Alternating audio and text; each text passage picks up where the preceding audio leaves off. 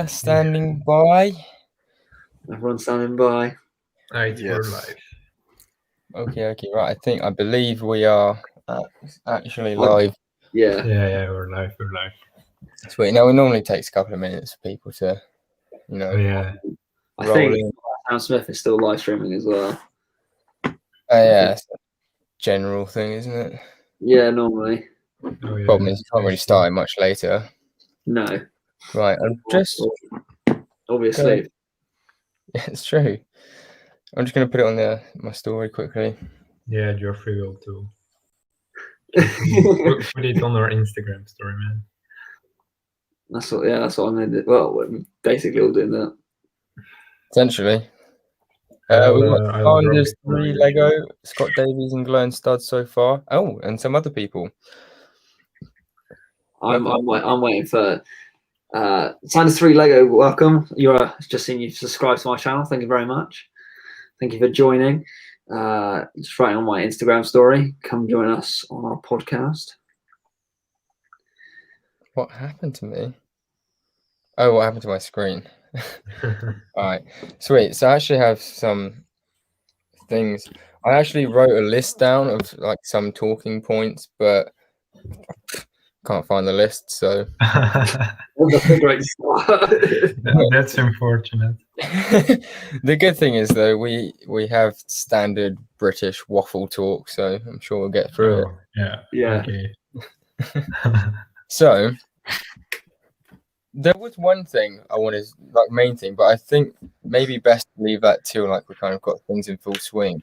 I do want to talk about like Geoffrey and Max's, like how you two go about the deciding whether, as a Lego fan, loving Lego sets and MOCs, like how do you go about balancing that? So that'd be. You mean, or that's a pretty tough question to begin with. Yeah, that's what I mean. So we'll leave that till a little bit later on, but it'll be interesting to know because I have a very tough time myself. Yeah. But something I wish would be a good starter, I suppose, is like with the custom droids that you guys do. Is that like do you both do that? No, it's more Geoffrey's thing. Yeah, I'll talk a bit more about it. So yeah, basically I just started building some for our Naboo series and I really enjoyed it, and then Max came with the idea of like making some instructions for them and like making it a bit more professional and giving it to our fans instead of like asking for donations and stuff like that. We could promote it as some sort of donation, but more like you buy them, you provide for the channel, and we can give something nice back in return for you guys.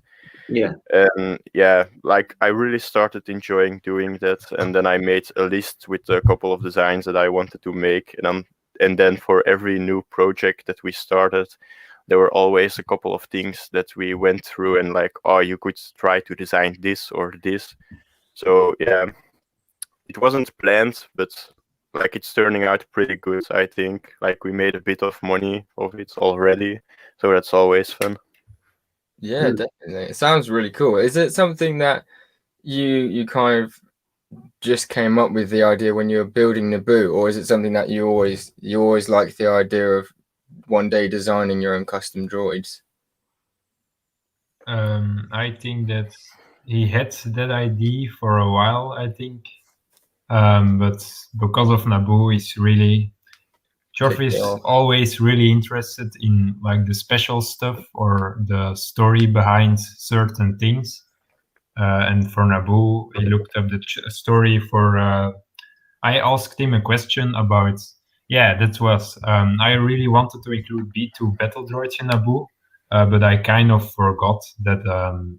B2s didn't exist at that time. So he searched for a solution, and he was like, "Oh, but there is a cool droid called the E4 Baron droid, and it's sort of the thing before the B2 battle droid. So we could try to include that." And that's really how it started. I think but yeah, he's definitely he searches always for like the special, how can we make our MOCs a little bit more special, and he's that type of guy that tries to find a solution for that. And yeah, that's really the start of the custom building series, I think. Right, it's really cool news actually, because I never actually thought about the fact that I never realized that there weren't super battle droids in in Naboo. I didn't realize they hadn't been invented yet. That's quite interesting.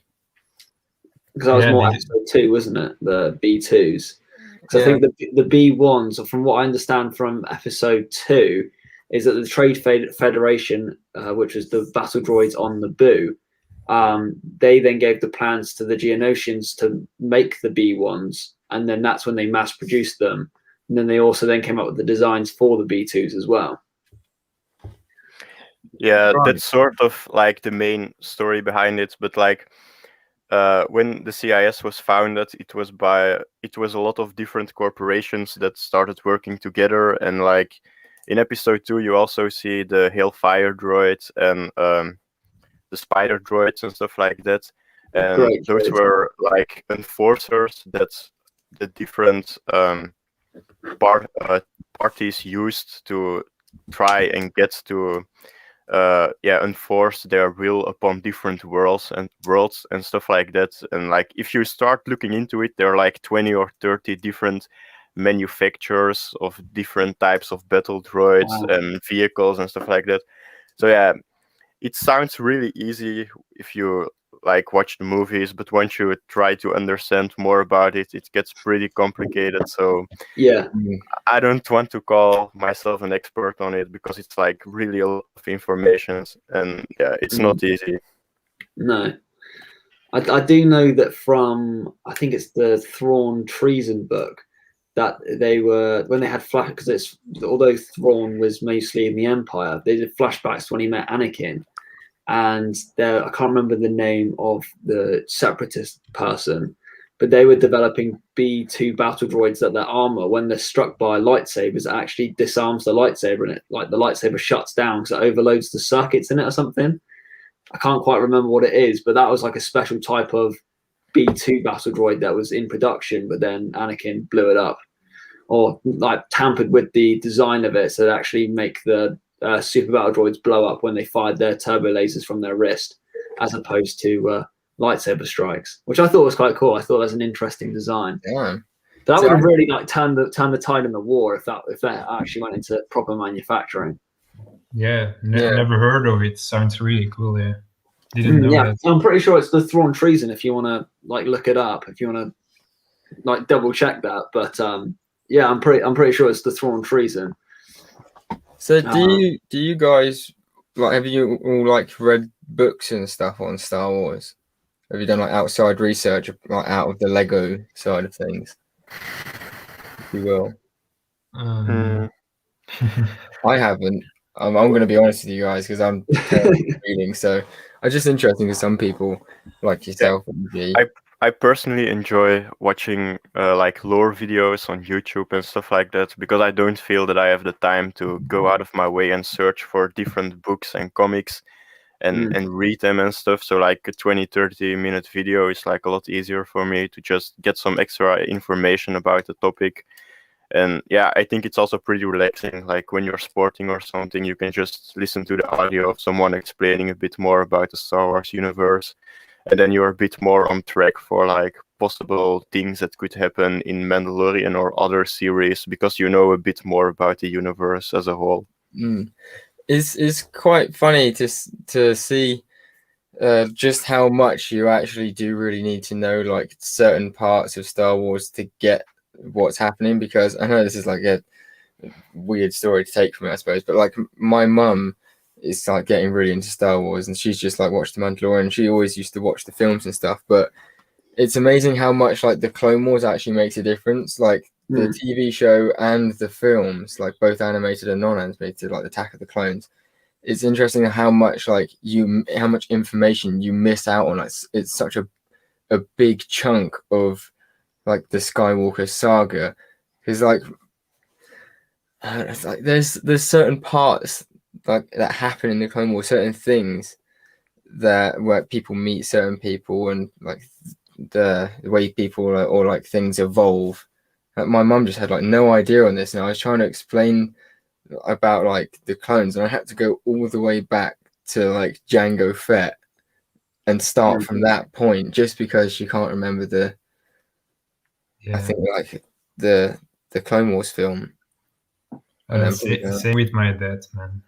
When we were watching The Mandalorian, I referred a lot to the Clone Wars, and yeah, he really didn't know where I was talking about. It's pretty funny, but I think I did an alright job explaining it to him. Yeah. Like with my mum, like I think I was talking to her for about 10 minutes, and at the end of it, I said, "You know what, Mum, we're going to sit down and watch the films together. I can't." Got to that point, you need to sit down and need to watch it. Like, I would rather watch 10 hours worth of Star Wars films than try and explain it badly.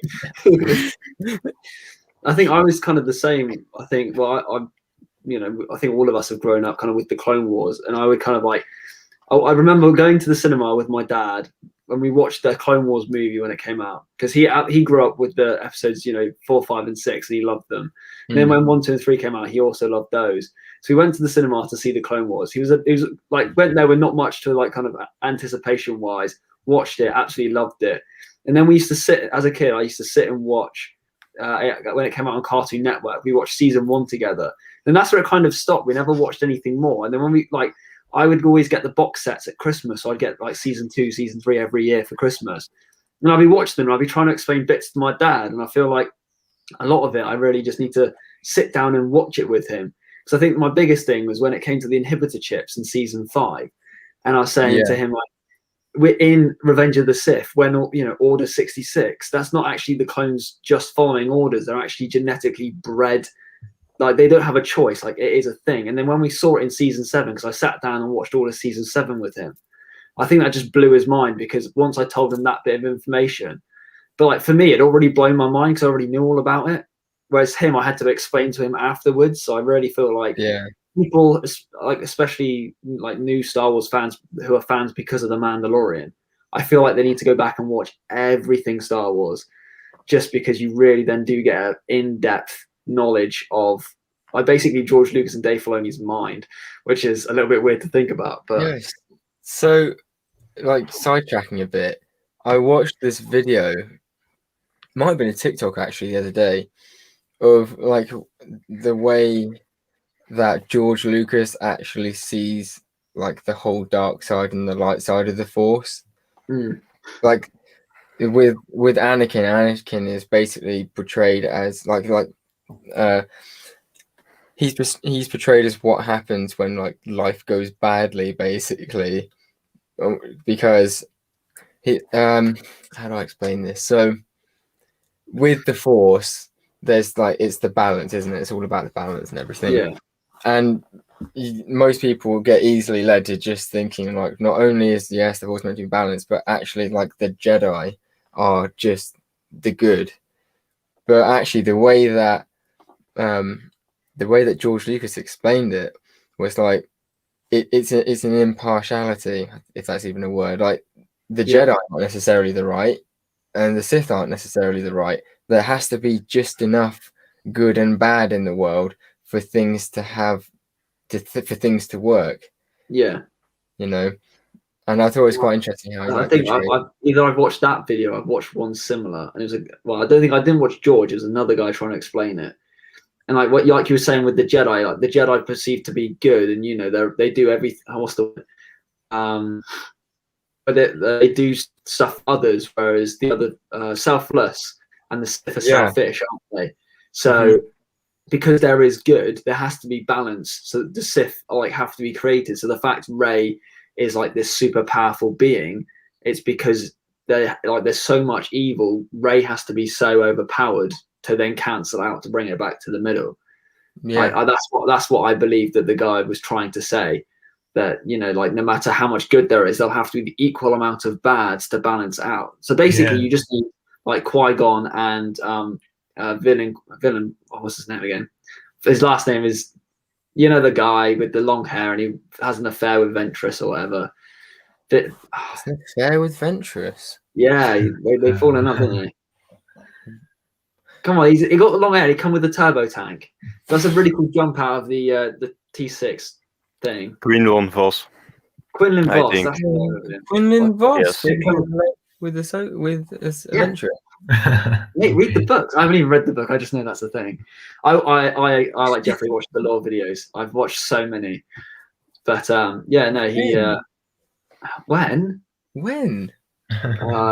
I'm guessing it's during the just after the Clone Wars. I'm imagining, or around that era. Yeah, probably. Yeah, it was during the end of the Clone Wars, I think. Yeah, because obviously we saw Ventress in season 5. Was it season 5? Yeah, and yeah. Wow, I feel like there are so many things that even I have missed out on. Like, yeah, same. Honestly, love videos are the best. Like, just sit and watch a few. You learn so much. Yeah, I think Star Wars is pretty, I mean, easy to follow if you just watch the movies and the Clone Wars and the series. But if you really want to get deep into it, it's pretty complicated, I think. I mean, the things I don't understand is the people who make these lore videos. Yeah. Like, one, they have so much knowledge about basically anything Star Wars. Like, it's weird because I think it's mostly like Star Wars and, well, probably mostly Star Wars. Like, you know, you make a film and then it's just a film, but Star Wars is something. It's something completely different. Oh yeah, it's basically a cult.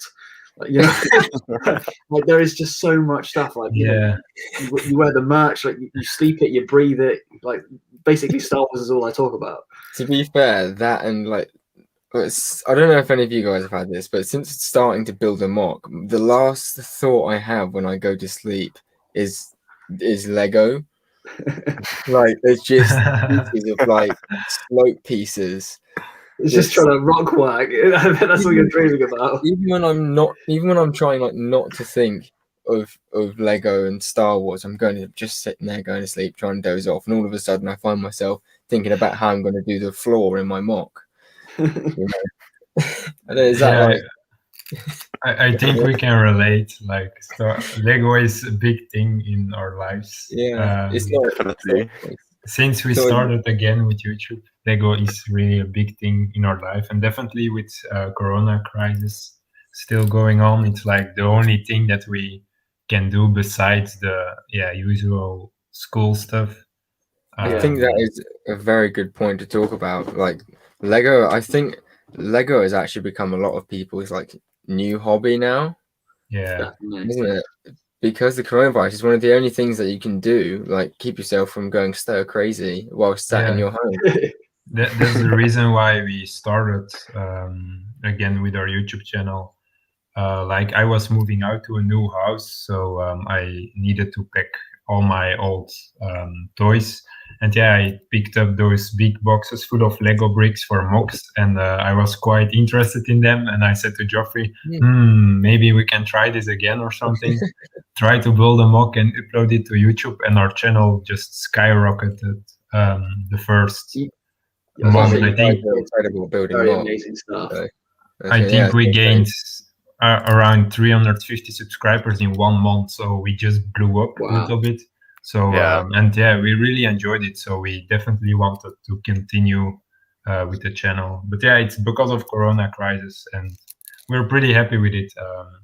I mean, I think friends of me are, I mean, they're okay mentally, but they don't really have something that they can do besides sitting there. It's something that like occupy them. So I feel like UCS was saying, you know, that's literally when he's going to sleep. That's like what's on his mind, is he's thinking about how to do the floor plan. But like, you know, for building mocks and sets and things, you constantly you got something to occupy your mind. Whereas a lot of people who don't have hobbies, or you know, their hobbies are, you know, they can't do, like if they like the gym or football or whatever, you can't go do that. So they don't have anything else to occupy their mind. And I feel like they're really suffering the most. Whereas us, this is perfect time for us. anyone who loves sitting indoors, literally, anything like lockdown is the best thing that could have happened because it's like you have to stay home. It's like I'm fine with that. Yeah. For us, it was pretty.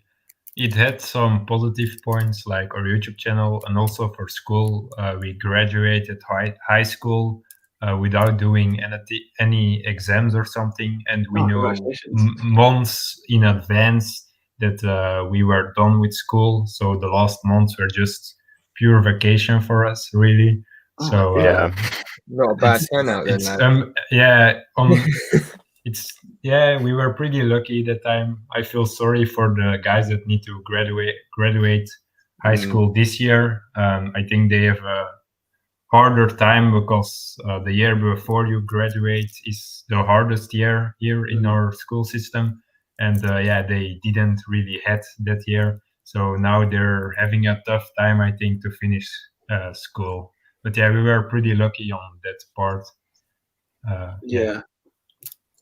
No, I feel sorry because one of my mates, he's at uni. He started his first year and he's doing, I can't remember what it is, but it's something to do with like sports science and stuff. And like most of his university degree is like practical, and he can't do any of it. And he told me the other day that he's dropped out. He said he's going to defer and he's going to have to just wait because he's paying so much money to go to university and pay for accommodation. And he can't do his degree because it is literally like physical. Like he has to be in the classroom with a teacher, and he can't do it. So it's kind of like he can't do a degree that basically he's paying like thousands of pounds for. I think I've heard other people do that as well. I think I know a couple of other people who've like packed it in for this year, and they're going to go back. Yeah, we just have online classes the whole time for uni. Yeah. But I don't think a lot of people stopped or paused because of Corona, because they're still trying to give us something. It's not like we can't go to school or can't do things. And they said like in our school system, or the uni school system, we pay for like points that we can use to make our exams, and if we fail those exams, those points are gone. So, and they said that if we fail this year, we could keep our points and etc. So they're trying to make up for a little bit. So that's pretty all right here, I think. That doesn't sound too bad. Trying to work around it a little bit. Right. Sorry, I just wanted to check something out quickly about that. I wanted to ask, what do you guys think your favorite custom droid is that you've made so far? Mine is probably from Joffrey. It's probably, probably the episode 3 Crab Droid, but I also really like the E4 Baron Droid because that was his first one and it looked really accurate to the actual minifigure. So I was pretty impressed with that one. Also the scaling, etc. A lot of people tell me that they really enjoy the episode 3 Crab Droid, but I don't know, for me it's pretty hard because basically my latest design is always my favorite one, and then I move on to the next thing that I put my time and effort in, and then I think that one is the best because I put so much time for a week or 2 weeks into designing it, so it's pretty hard.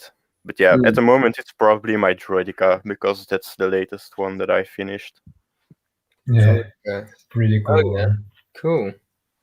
Yeah, they both look really cool. Well, they all look cool, but I like the Crab Droid and the Droidica. I think those are both really really accurate. They're quite spot on.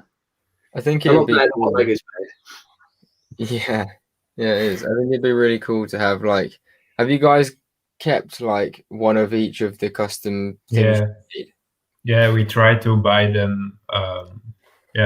In numbers. Really, we try to have.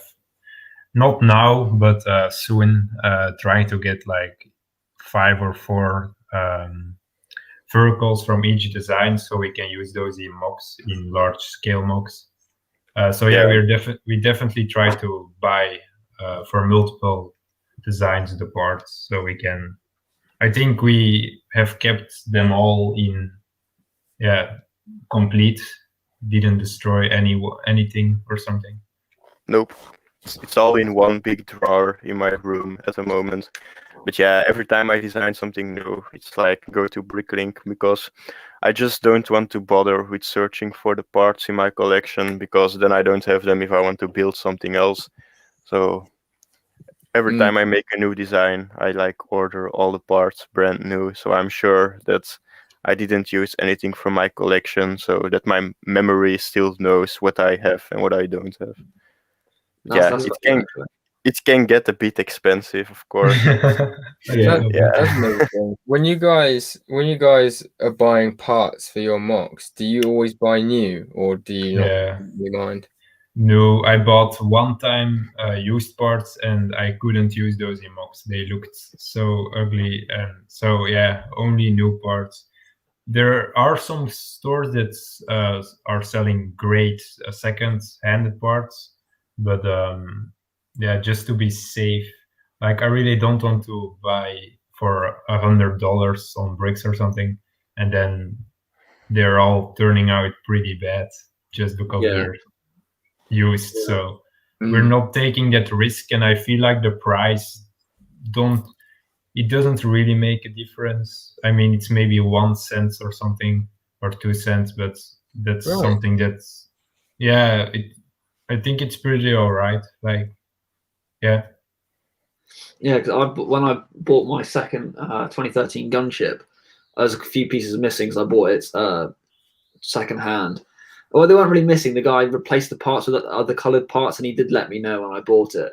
And I went on Bricklink and I bought the parts used, and they were so like discoloured, scratched. And I thought, there's no point. So I spent probably about half an hour to an hour going through my parts collection, trying to find the parts, because I knew I had them. I couldn't be bothered to go through all my parts, but also like I wanted to use them on other things. So I found a few of them, and I went and bought new ones, and it wasn't too much more expensive to buy new parts over used ones.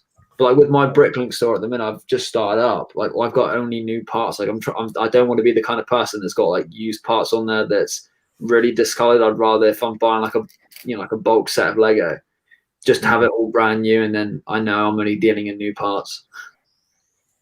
Yeah. Safe. Sorry, you go first. Yeah, we only buy like used parts when like we search for the new parts, and if we look at the store and they do have some cool useful parts and those are used, then we buy those, but we would never buy used parts in large amounts, just to be safe, really. Would you say it's also better to pay a bit more and get your bricks in larger quantities, or would you prefer, like, do you guys prefer to say go to like a couple of different stores and get a bunch of different stuff and pay less for each part? Do you know what I mean? It's a good question. It depends. If we like only have the budget to do one bigger Bricklink order, we really don't want to buy at different stores because the shipping would cut a lot in our budget. But if we have a large project, we search for probably 4 or 5 stores and we buy our parts from those. I have a question. What kind of price is your shipping? So I know for over here, a lot of the stuff I've ordered recently hasn't actually costed a huge amount. It's maybe been like a couple of pounds for like a few hundred pieces. So I've been able to buy quite a lot of stuff, but not actually paid that much shipping. So is it a lot over where you are? It's, if we send something with a postal service, it's like €5 or €6. But at Bricklink stores, we easily pay 10 or 12 euros for just shipping. Yeah. Wow, that's a lot. So most of the time we have like a tracker and stuff on it, so like at least we know when the stuff will arrive. Okay. Because we buy pretty large orders, and if those are gone or something, we really want to have insurance and tracking, because we didn't. I lost money one time not because it had tracking, but just the postal service screwed up. And we really don't want to. Yeah, we've made a video about it. Yeah, we made a video about it. We really don't want it to happen a second time. No, definitely not. But yeah, shipping is mostly €8 at least. Yeah. Wow. So yeah, if you're getting the tracking, it would be more. I was just looking at one of the parcels I received, which is one of these like envelope things that was like full of parts. It's a little bit bulgy when I had it. We have the same. Yeah, I know. That's why I said we got one as well. But this was £3.39 shipped, and it was it signed for? Because it's classed as a small parcel, but it was that inside the UK though. Yeah. So I'm buying within the UK. Because I think were you guys saying that you buy outside of the country? No, we try to keep it in the country, but yeah, we definitely try to keep it in the country. But sometimes Germany has really stores with pieces in large quantities for low prices. So sometimes we go to Germany for that. And yeah, the Netherlands, it's also a place where we buy a lot from. But mostly Belgium, the Netherlands, and then Germany on third place. Right. Yeah. I think I mostly buy from the UK, but then if I have to, I'll then stretch across to like France, Italy, Spain. I'll try and keep it like just just south of us, just so that it cuts down on time. Otherwise, it takes so much longer to get across to us. I've never made an order outside of the UK. Really? Yeah, I just don't. I don't want to have to like wait for that long. But I think but it's maybe also safer to keep it in your own country. Especially at the minute. I feel like the postal service, if you go to them with a complaint, they can help you a lot easier. Yeah, because you just used their service and not different services from different countries. So yeah, it's like everything being held up as well, isn't it? Because like I've had a package from Brick Freak that has only just started moving now, and he ordered it for me from America like 3.5 months ago. Damn, that's I think the longest time we had to wait was probably a month. I think it was an order from the Netherlands, but I think that the guy didn't really keep a lot of attention to his Bricklink store. So, but yeah, longest order was like a month, but it wasn't really something big, so we don't mind. And we also are good friends with some Bricklink store owners. And I know if you buy at their place, the next day we have the bricks to build. So it's really nice. Yeah, I might need to start doing that. Get in with some of the Bricklink stores when I'm making orders.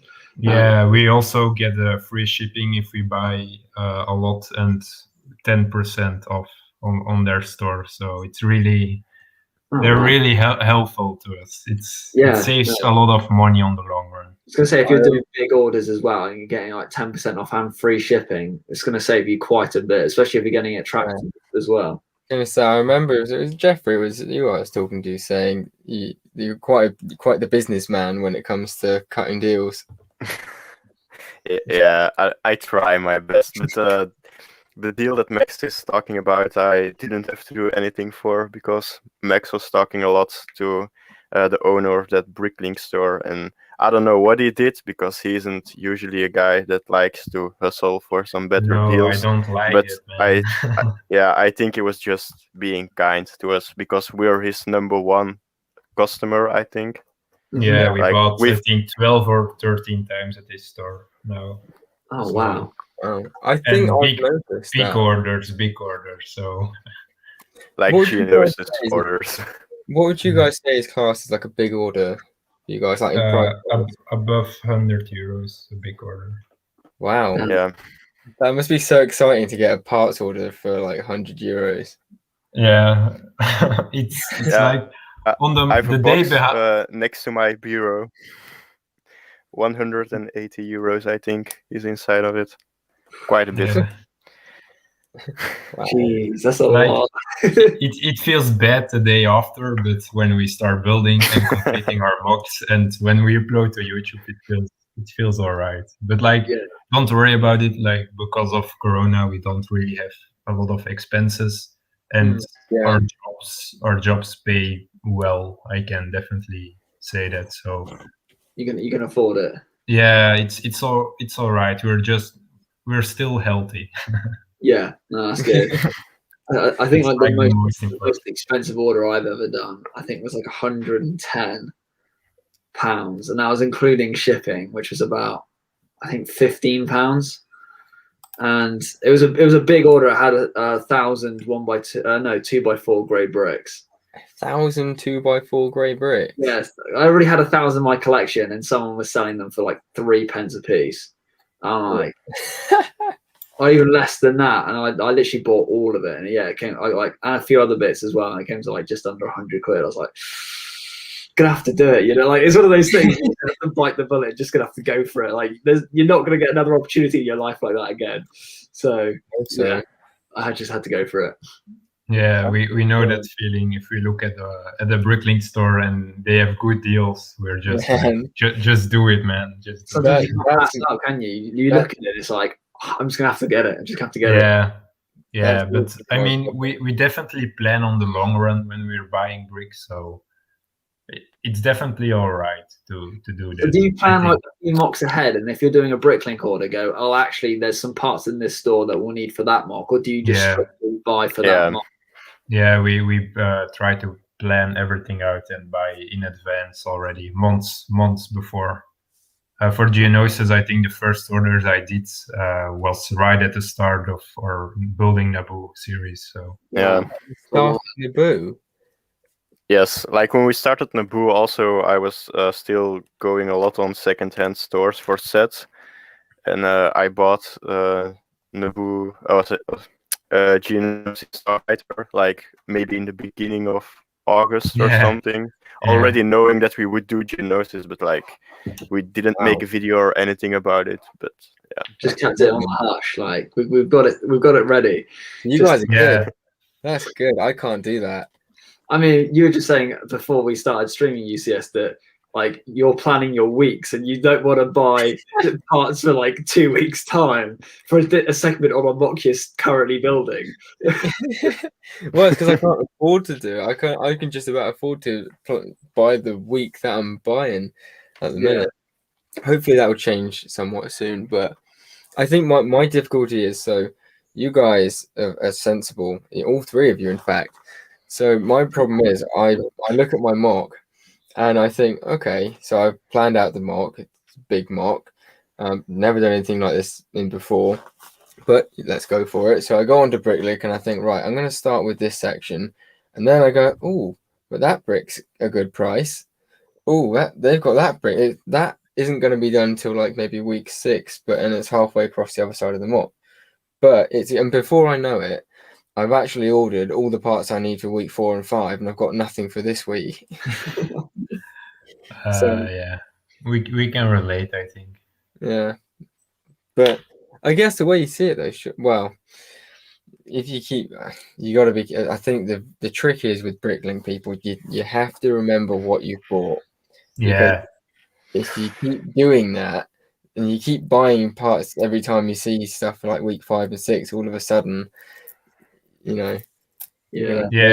I've done that with my 2 orders. I ordered like the wedge plates, and I've now got two stacks of them. Like I only needed a few of them, and I've ended up. I think I've got like just shy of 100. like 20, but like one store had them at a really good price, and the other store had them at a really good price. I just bought the whole store out, or both of the stores, and now I've got like 100 of them. So I don't really know what to do with them all. When we were destroying our Naboo mock and sorting all the parts, I also find a lot of bags from Bricklink stores with parts for certain areas that we didn't use, like that I completely forgot that we had bought those for that certain section, and we're destroying it and putting it all in our storage boxes, and I just found that one bag with a lot of useful and good parts that we bought for specific areas, but didn't use, and it felt really, it was pretty bad and sad. Right. Yeah. I feel like I should just quickly skip back to this question here just so I can get it off the screen. Oh yes, that's been up there for ages. So, I mean, I get my part predominantly from Bricklink, and very, very, very rare occasion pick a brick. I've done pick a brick twice, and it's just for me it's more expensive than Bricklink. Yeah, I think the same here. We have done pick a brick once, and it was only because I couldn't find a certain piece for the aqua droids that we modified someone else's design for. Like it was a piece, and we needed 60 of those, and they were like 50 cents each. So like it would be really expensive. Yeah. And then on the pick a brick, they were, I think, 6 cents each. So like it came really cheap on that, and that was the only time. But I always try to double check for like pieces that we need in large quantities, but it doesn't happen a lot. And it takes a long time to get to us. Yeah, definitely. Lego does take a while to ship, which is a bit of a pain, especially from the pick a brick. The pick a brick's slower than the actual like if you just buy a set from Lego. I think it's because they have I don't know if they hand pick it or if it's done by machine, but it always seems to be much like they even say on the website, if you're ordering from pick a brick, it's gonna be slow. But I've never been to there's not a Lego store close enough to me. So I've never been to like a pick a brick wall. I really want to go to one. I think one's at Bristol. That's a lot of fun, man. Yeah, it's fun, but they aren't really useful if you want to build MOCs. Like if we would try to gather our pieces for Naboo just with a big pick a brick wall in the Lego store, I think it would take 5 years or something to get everything. Yeah. The piece choices in the wall aren't really MOC based. It's more there are really random parts in the wall. You got to be so lucky. Yeah, definitely. To get the right part. I'd still love to go and have the experience of actually like getting a cup and then just filling it up with loads of pieces. Because I mean, I've been to the Legoland at London or Windsor twice, and both times, like the first time I went there, there's basically the rubber of the tires. There was like 5 cups of that, and half of them were on the floor where the kids have been like throwing them around. There was like window pieces, which I thought they're no good, and I think there's like a couple other pieces. And I ended up getting the Coruscant ship, the one that came with Cad Bane and the 2 Senate guards. So I ended up getting that set because I had to have my spending money ready to go buy pick a brick, but there was nothing there, so I ended up just walking out with a Lego set instead. That was a cool set, though. It was a cool set. I absolutely loved the set. It's a great build. We bought it afterwards, second-handed too. It's a great set. Yeah, it's a great build. And we made a little MOC for it, but we never used the MOC. Yeah, we never released it. So, yeah. No, sadly enough. Yeah, like it's a little. I wouldn't say a bad thing from us, but like sometimes we make some smaller MOCs, but we don't really have a use for them at the time. And then when we finally find a moment that we could upload it, like we already think that it isn't good enough anymore for being uploaded on our channel. Like I think we have maybe 3 or 4 like smaller MOCs, maybe 32 by 32 or something. Yeah, and they're all right.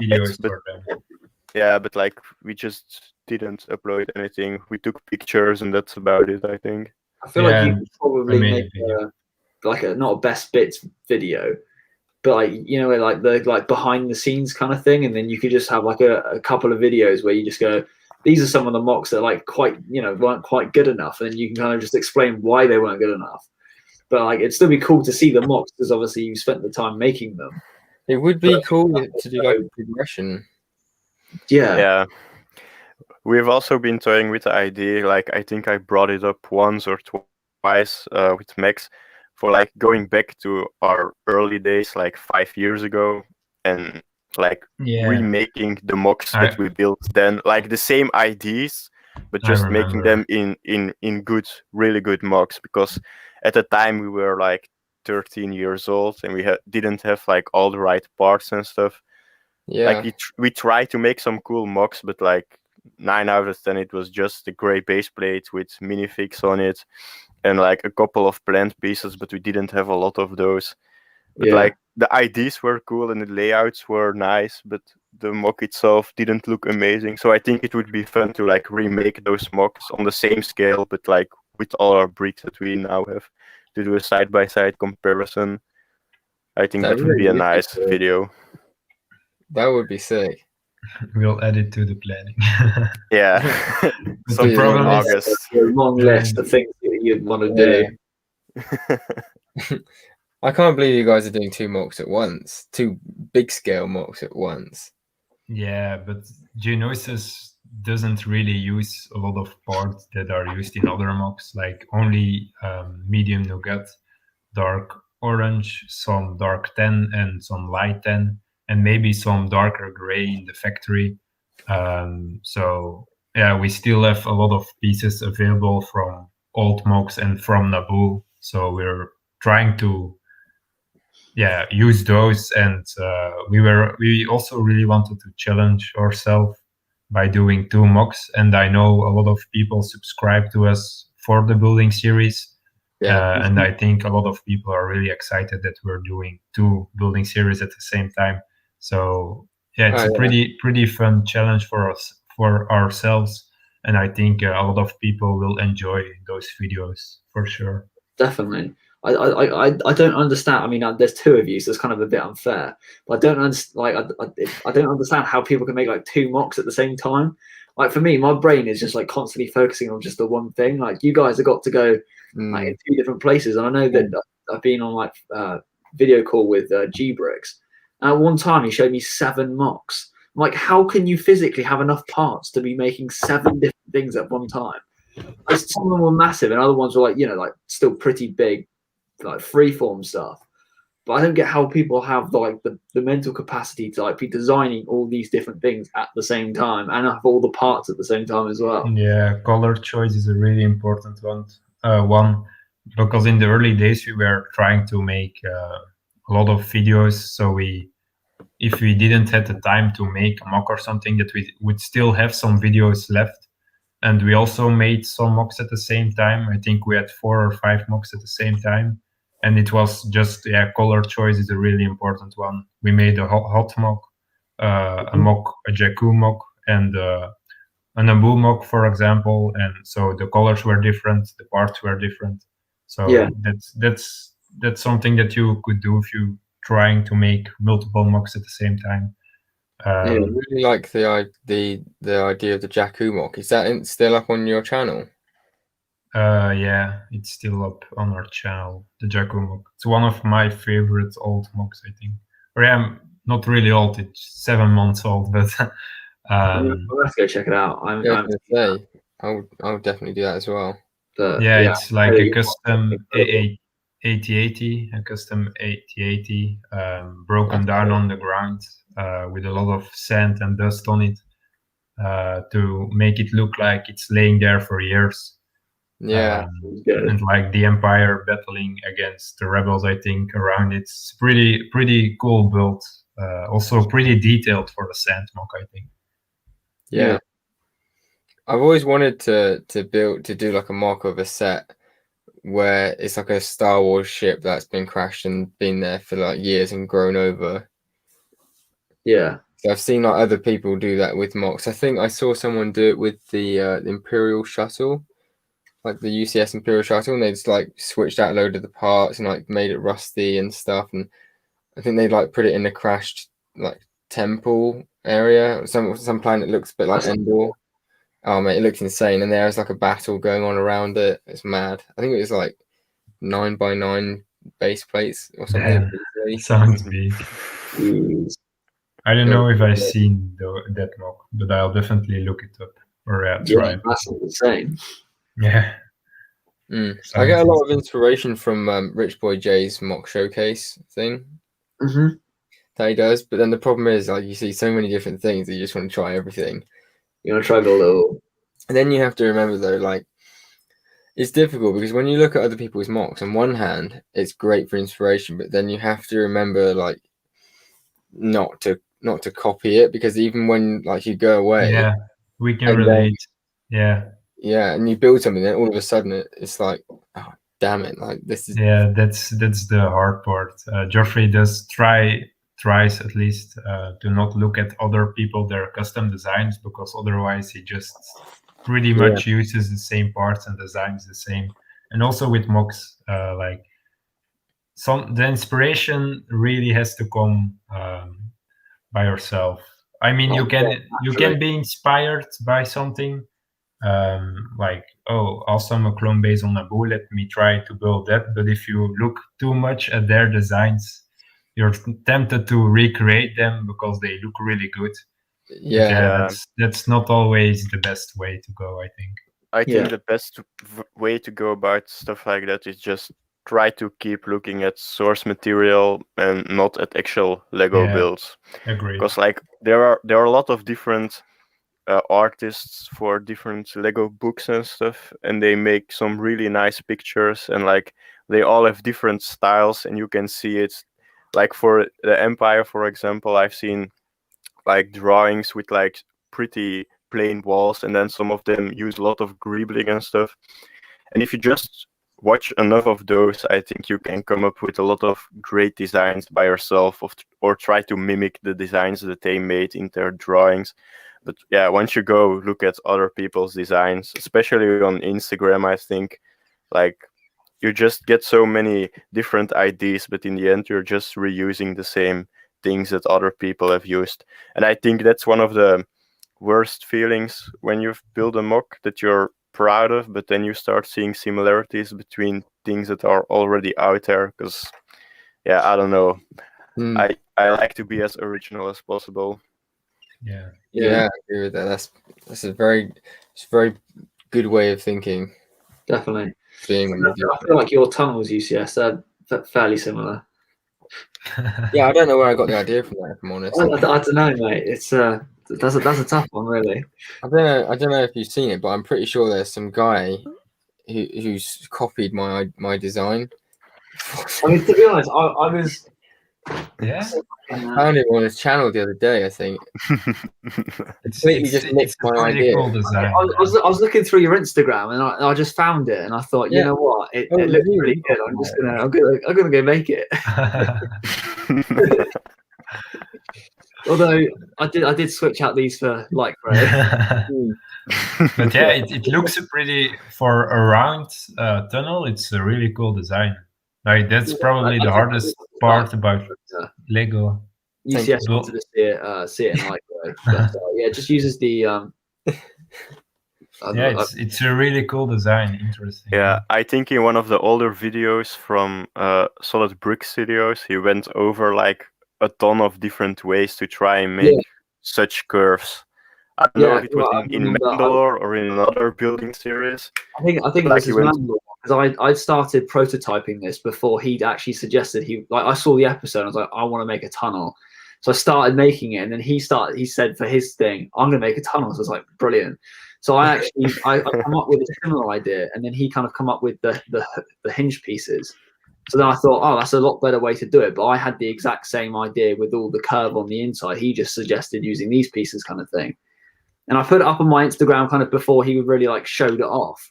And everyone's like, oh, you copied Solid Brick Studios? Like, not really. I kind of started coming up with the design. He just said, use this piece. I come up with this final version of my own, and he's kind of done what he wanted to do with his.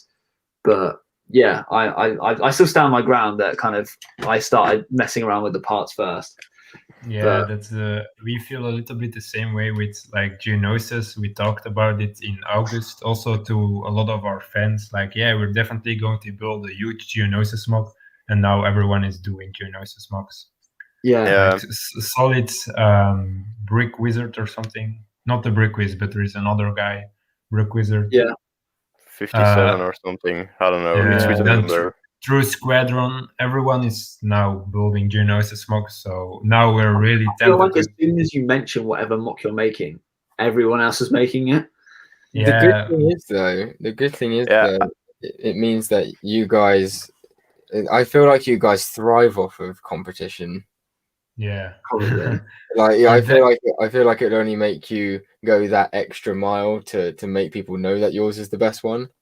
Agreed. We're definitely going to try to make it the best one, because the unique thing about our MOC is that it's really 2 MOCs on each other.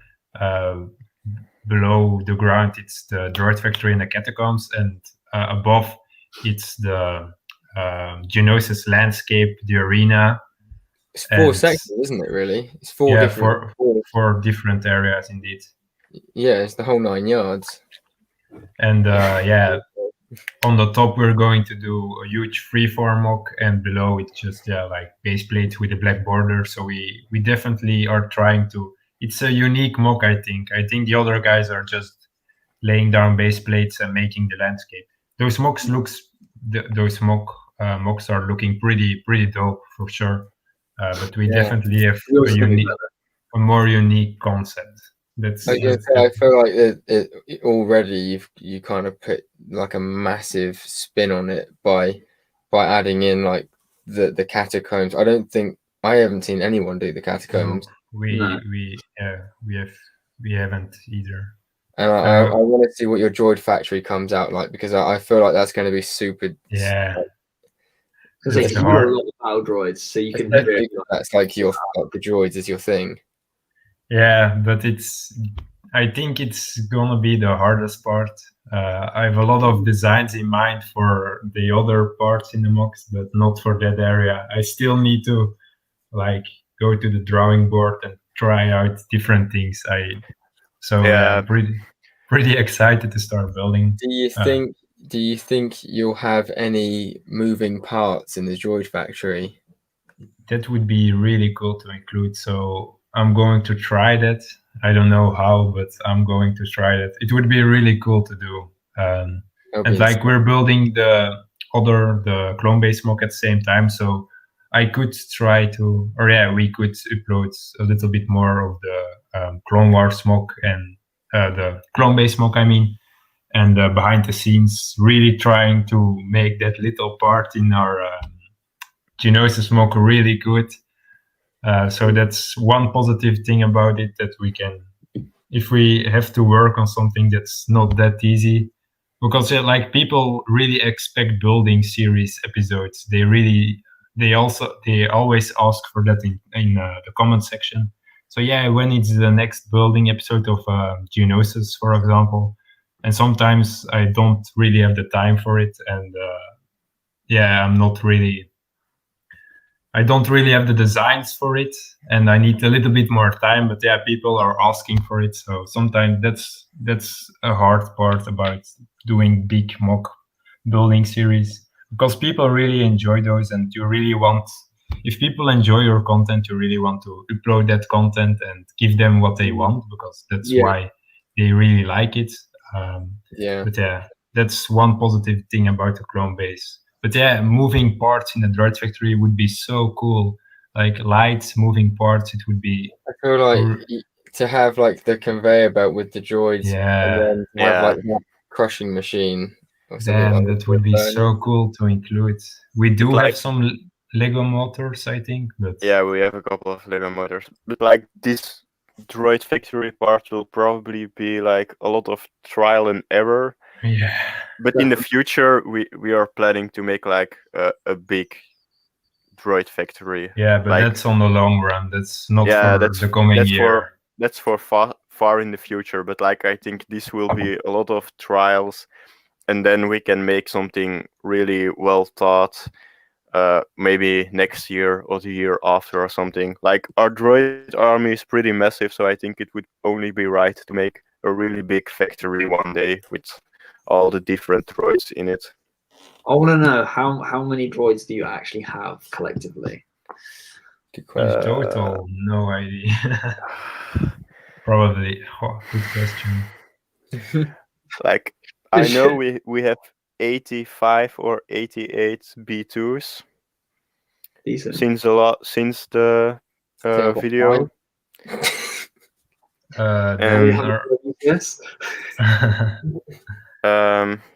how many commando droids do we have? Because we Yeah, bought, I no, think, 6 more or something. So I think we maybe have 15, 18.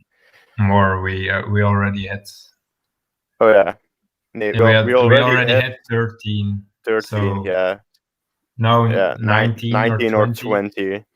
And And then B1s. 230, 240, and then all the other droids, 10 aqua droids, a lot of like those Kashyyyk driver droids, or I don't know how they're called. The newer ones from the AAT. And then we have also a lot of like those. We didn't include those in our droid army. Those those assassin droids. We do have a pretty large amount of those. I think we have around 25, 28 or something. Yeah, we have too many. Like I on secondhand stores, that set goes for like 3, 4, 6 euros or something. Yeah. And like, I don't know, I'm a bit too much of an opportunist, and I see such a low price, and then I say, I'll just buy it. I think we could easily reach 500. I think that's something that we could reach with our all our droids combined. But the exact number, no idea. Do you think you'd ever make a custom Magma droid? I really like the Lego design. Like I think Lego did a pretty good job with it, I think. Also, that molded piece is really piece. It exists, so it's really hard to make a custom version without that certain headpiece and still make it look Magna Guard. Do you think you'll incorporate, like, would you like to incorporate one in a mock? The Magna Guard. We use those in one mock. We in Grievous Intrigue, we make mocks from. We try to. We're not that far, but we try to make mocks from every Clone Wars episode. And we did one episode, Grievous Intrigue, where Eatcot, I think, fights Grievous on his Venator bridge. And we included the 4 Magna Guards that were in that scene in that mock. Yeah, that series is not going really fast at the moment. No, but it's like you can't really do other mocks besides big building series. No, indeed. Like we started it in June or July or something, and we were really hyped about that one. And in the meantime, we were also talking about Naboo, and that's about it. Started building Naboo and hadn't have any other time. We still want to. Finish will be hard, but we still want to make mocks from that because it was a really cool series. Also, our Battlefront series, we really want to continue with mocks, but now Geonosis and the clone base will be our main focus. The only mock that we will make is probably the Dark Trooper mock with our custom Dark Troopers. That's the only one that we will make. I saw those on your Instagram. They look sick. Yeah, we are in love with those. Do you think you'll make one? You know the scene in The Mandalorian where the Dark Troopers come down and the child sat on the rock doing this thing. Yeah. Do you think you'll do that scene? No, we're trying to. We're probably going to use or choose a scene with 2 Dark Troopers in it. Only 2 because we have 2 and we really want to make the scene as accurate as possible. So there's one scene for like, I think it's 20 seconds or something. And that's the scene that we are going to recreate because we have 2 Dark Troopers and in that scene there are 2 Dark Troopers. So that was our choice. But the mock, the scene where you were talking about is a pretty cool scene with those Dark Troopers, I think. What did you say? Was it 4 or 3 that they had that came down and picked up? No idea. I think 4. 4. I think 4. Yeah. So on the Dark Troopers, they're in the Rebels, aren't they? Because that's what Thrawn uses to train with. And then phase 1 Dark Troopers. Oh yeah. Phase 1 Dark Troopers. Oh, never thought about that, but yeah, true indeed. Because he uses them to start with, doesn't he? And then Callus, does he reprogram them? Yeah, and just literally like full on like fighting Thrawn. Yeah, he did. Yeah, I can see how good that. I didn't know that those were like the first designs. Yeah, they were the first versions. Yeah, do you guys think that like the Moff Gideon's cruiser set, if it's gonna have a Dark Trooper, do you guys think it's gonna be like more the style that AV Customs did, like a minifig with then a molded headpiece, or do you think it will be more like the OMV custom ones with like a droid body and then fully sculpted body and headpiece? I mean, I'd like to think that it would be the droid with a molded chest piece and a proper head. I think that would look. I think it would look kind of weird if they used a Lego minifigure body. I haven't seen that design. Yeah, it's like a droid. We really want a droid body. Lego can be quite unpredictable though, can't they? I can't imagine they go with a minifigure though for the Dark Trooper. I mean, it's not a person, is it? It's a droid. No, it's a droid. Yeah. But yeah, I hope they include one in the Moff Gideon cruiser. Otherwise, it's really sad. I mean, why would they not include one in that particular set? I think they should at least include 2. Yeah, I hope so. Yeah, they got to include 2, surely. Yeah, they normally, don't they? They give you a couple. I think that's one thing. Like moving on to that kind of topic, actually, is a good one to talk about. What have Lego been doing recently? Like in the last couple of years, at least, we've been paying more and getting less minifigures. Yeah, we haven't been buying any sets, to be honest. Like, no, I can't remember when the last time was we actually bought a sealed set from Lego.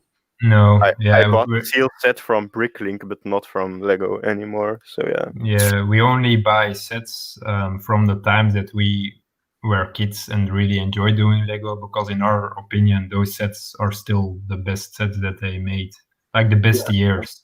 I think so. We bought a lot of sets second-handed, and new sets. Yeah, I don't know. It depends. Like those, we just like buying bricks more because their new sets are overpriced and not so good. However, I think the X-Wing and the TIE Fighter, they were pretty good, especially if you want to use those in MOCs. They were looking pretty all right, and the scale was good for MOCs, because that's the hardest things with a lot of those sets. Include those in a MOC, and those MOCs needs to be really big. Yeah. But yeah, we haven't really. We always say to each other like we will just try to find someone who wants to sell us the minifigs, because we really don't care about the build. Right. But we do miss it a little bit, because building sets is pretty fun. But it's just more useful for us to buy bricks and use those in MOCs. It's more. I can say that out of because I bought pretty much all the new sets when they came out, like the X-Wing, the TIE Fighter, the Micro Fighter, and the Trouble on Tatooine. The TIE Fighter is actually a pretty decent set. I've modded it into the TIE Interceptor, which is quite cool. Yeah, sounds really dope. I still need to. I'm still working out how to make a YouTube video on it, but or even Instagram. I haven't even taken photos for Instagram. It's just on TikTok at the moment. That's the only place I made a video on how to build cinematic. But yeah, so I've got that. I've got the X-Wing. The X-Wing is actually quite disappointing. I'm not a fan of it. I'm thinking of selling it because it's just, or even parting out from my booking store. You got the old one there, haven't you? Yeah, I've got the old one, and the old one was way better than this. My old one was like 2005, maybe earlier. No, yeah, we have pretty much all the sets, I think, especially the sets that that Lego releases almost each year. We have all those sets from different years back in the day, and those sets are really good looking. And that's the one reason why we wouldn't buy the newer sets. But yeah, the Yeah. new one is not as good as what Lego like used to make them. I'm disappointed with them, to be honest. Yeah, same. Yeah. Yeah, I thought that the X-wing looked like. I haven't actually got one, but I think Let me it grab looks. the X 2 seconds. It's just on my side. You look so sad talking about the X-wing. Genuinely disappointed. Yeah. Honestly, I'm disappointed with this set. Really dropped the ball, Lego here. Honestly, they have. Like, it's just There Yeah, I should mean, be I too much noise. It's And what it- they set out for, isn't it? It's like they've definitely aimed it more towards like. And like the fact that you push down this middle bit to open it up, like Oh, that's pretty. it's, The old sets can be held down and yeah, I know what you mean. like if the you- old one you used to like you turn the wheel on the back, then the wings open. Yeah. You're like, oh yeah, that's cool. Like I have those. They're and then pretty also dope. like this piece, Oh, it's just hanging there. it's a clip on one of like the Yeah, that Oh. is pieces, so it just sits there. And I Yeah, also like, feel like those newer that set isn't that detailed if you compare it to the No. older sets. So yeah. It's not.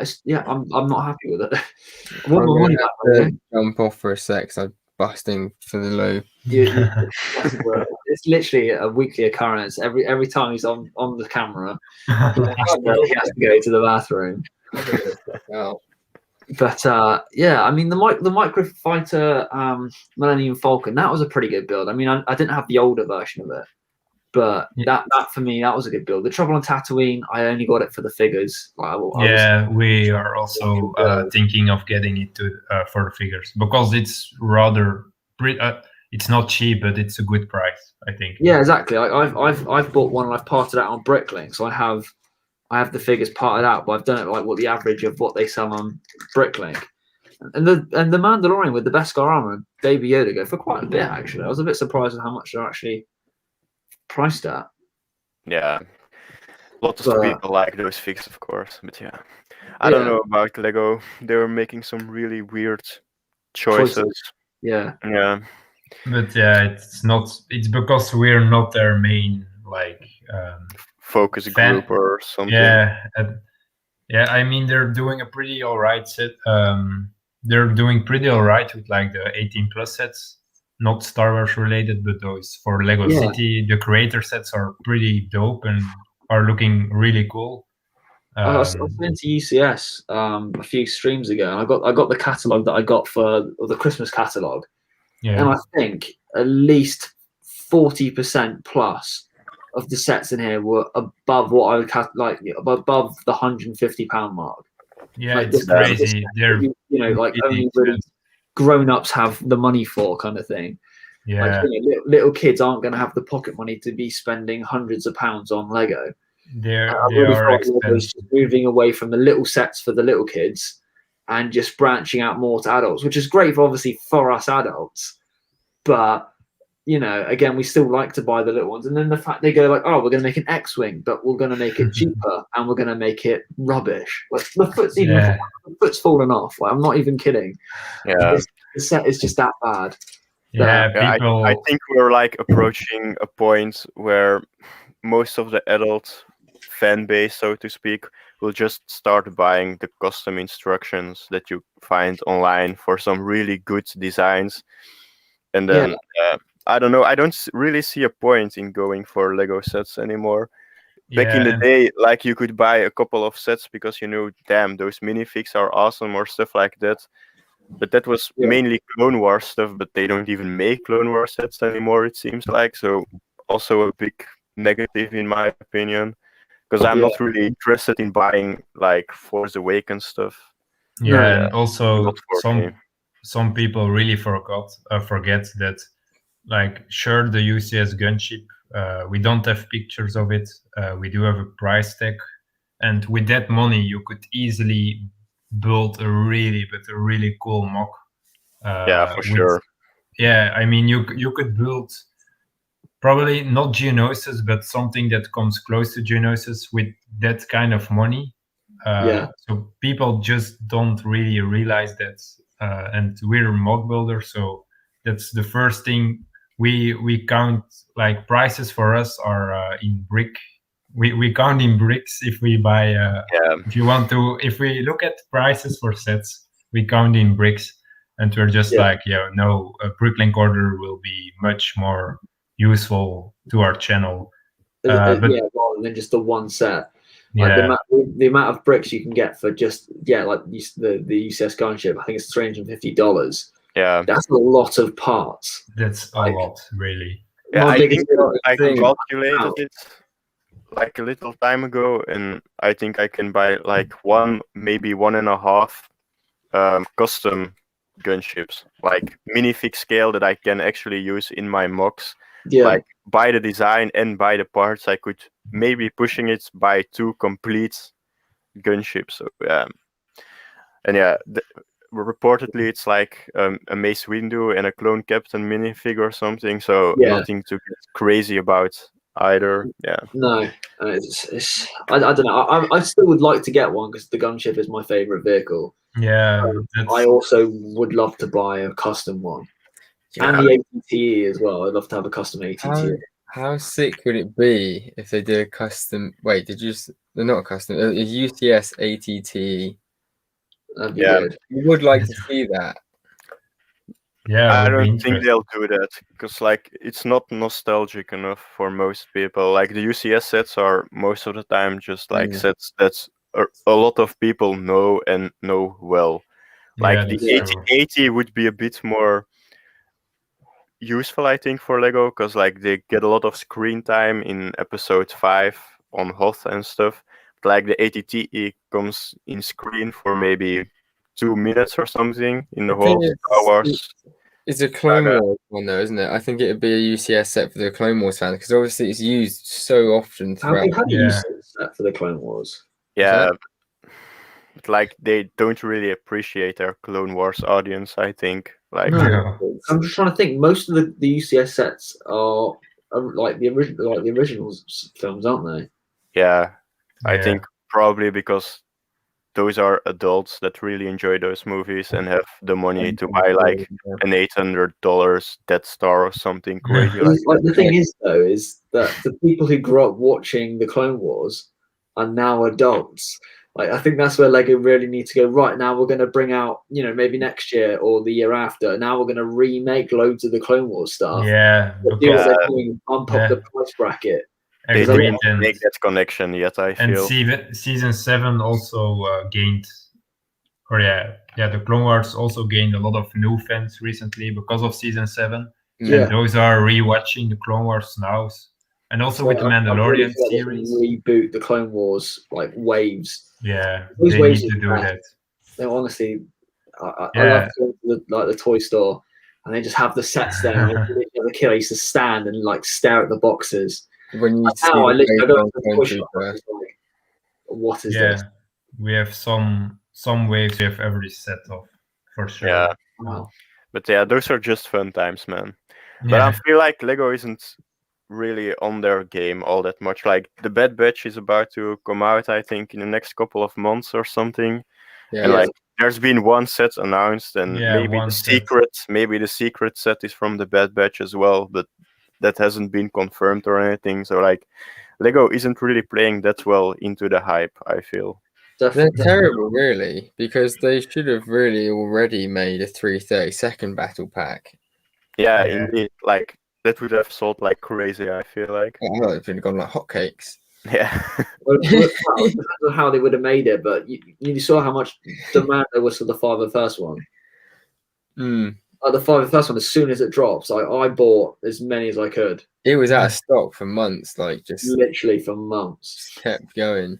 Yeah. I think on release I bought 11, and then I sold 10 of them. And then I made £10 per set, so I made £100 just selling it, just buying them on the day. And then I waited for them to come back in stock, and I bought basically all of my money back and an extra 4. I got 4 sets for free just because I was up late enough to buy the sets on Lego, and I went to the shop. I was literally the first one in Smith's in the toy store, and I was like straight in. I'd already pre-ordered them online. I went with my mate. gave my mate my credit card. I was like, just buy as many as you can. We literally just none of the shelves. We bought everything. Actually, we left one. There's a little girl that's looking at it. We thought we'll leave one for her, but we bought everything else. Literally, the story, it was so just open. Yeah, we don't have any of the 501st sets. No. Really? Yeah. Like when they came out, the pandemic was pretty bad, and then we couldn't go to the Lego store in real, and we didn't really want to bother buying it online because they were going out of stock so quickly. Yeah, and also and then we kind of were like, we'll buy it in the future for sure. And then we were spending a lot of money on Naboo and then on other projects. And then we started Geonosis and the clone base. And basically once every couple weeks, we say to each other, oh yeah, we have to buy some of those 501st sets. But it's not happening right now. Buy them before they go out of stock. Before they with your clone base, like what kind of clone troopers are you do you want to add into that? So, like at the moment, I think the main idea is either having Horn Company or the 212th Attack Battalion be stationed on the base, as well as the bomb squad, and then having the other company come in for they went on a big campaign or something, and when going back to the Republic, they stopped at that base for a little while. So it's gonna be all Phase 1 clones. Yeah, so all our legions Phase 1 because we really like Phase 1. Off of this clone base, is this something that you've completely made up and the backstory and everything? Completely made up. Yeah, completely. Nothing is real. So for a second there, I even genuinely thought that you guys were talking from an episode. I thought secret episode that only they've seen. Yeah. Because the thing is, you guys are so good at making backstories that with the special thing, I don't know how much I'm allowed to say, but that to me sounded like it could have been legit, if you get me. Yeah, like when I was writing it, I was watching a lot of Clone Wars, so I was really in the spots at the moment when I was writing that. I would say it almost sounded better than the actual Clone Wars. I mean, I was going to say some of the episodes on the Clone Wars were a little bit sketchy, but I think some of the ideas and the backstories that people come up with, it's way better than any episode. Yeah, but I think the episodes did a pretty good job to try and depict all the diplomacies and stuff that go behind scenes. You don't really see a lot of that in episode 2 and episode 3. They put a little bit in it with the Senate and Jar Jar and that stuff, but we go really in detail about all the different political ideas and stuff in the Clone Wars. So that's something that I really enjoyed. And something that I kind of missed in the sequel trilogy, they never explained a lot about the different the New Republic situations and stuff. Yeah, New Republic, and then you have First Order storming in, and then out of nowhere there's the Resistance. Here's the bad guys. Oh no, it's a big battle station. Well, there's the planet, and there's kind of you look, from episodes 1, 2, and 3. I think this is another video I watched. They kind of lead you up to saying, these are the good guys, these are the bad guys. Whereas in 7, 8, and 9, you're just expected to know that the Resistance is good and the First Order is bad. Indeed. And in episode 7, especially, First Order comes around. Okay, they're wearing white armor. One dude has a red lightsaber. Those are the bad guys. And then you see some good people in quotation marks. And then at the end of the movie, the Starkiller base shoots at a couple of planets, and then they say, oh yeah, those were the core worlds of the New Republic. And I was thinking, since when is there a New Republic? What did I miss? They haven't been talking about this. Talking to each other. Yeah. I feel like it would have been so cool if they did a Harry Potter type thing. I would have, as a Lego Star Wars fan, obviously more content the better. I would have thought it was really cool if they had split the movies into part 1 and part 2, so you could really go in depth and talk about the actual what they were, what the movement was. There's a big time gap between the episode 6 and the First Order. or Yeah, for not sure. really big, but it's like a big big hole enough. in the story. Yeah, it's big enough. I know that I watched a video about some concept ideas for episode 9, and like they were really cool. They were gonna have like a big battle on Coruscant with the people revolting against the First Order and stuff, and they would use old ATSTs from the Empire and like revamp them, give them different colors, and it would be a bit like the French Revolution with barricades in the city streets and stuff. And yeah, it was gonna look really cool. And I think they missed a big point in like not telling the story from people's perspective, because at the end of the day, it was just like a new empire trying to bully its way to being in power in the galaxy.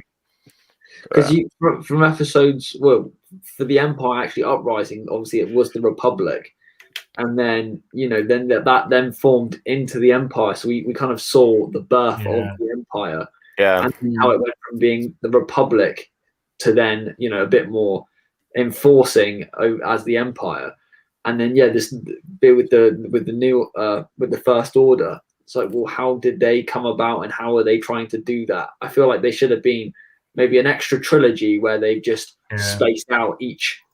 So episode 7 would have been 7 and 8, and then episode 8 would have been like 9 and 10. I think they should have like spread out, like slowed the story down a bit.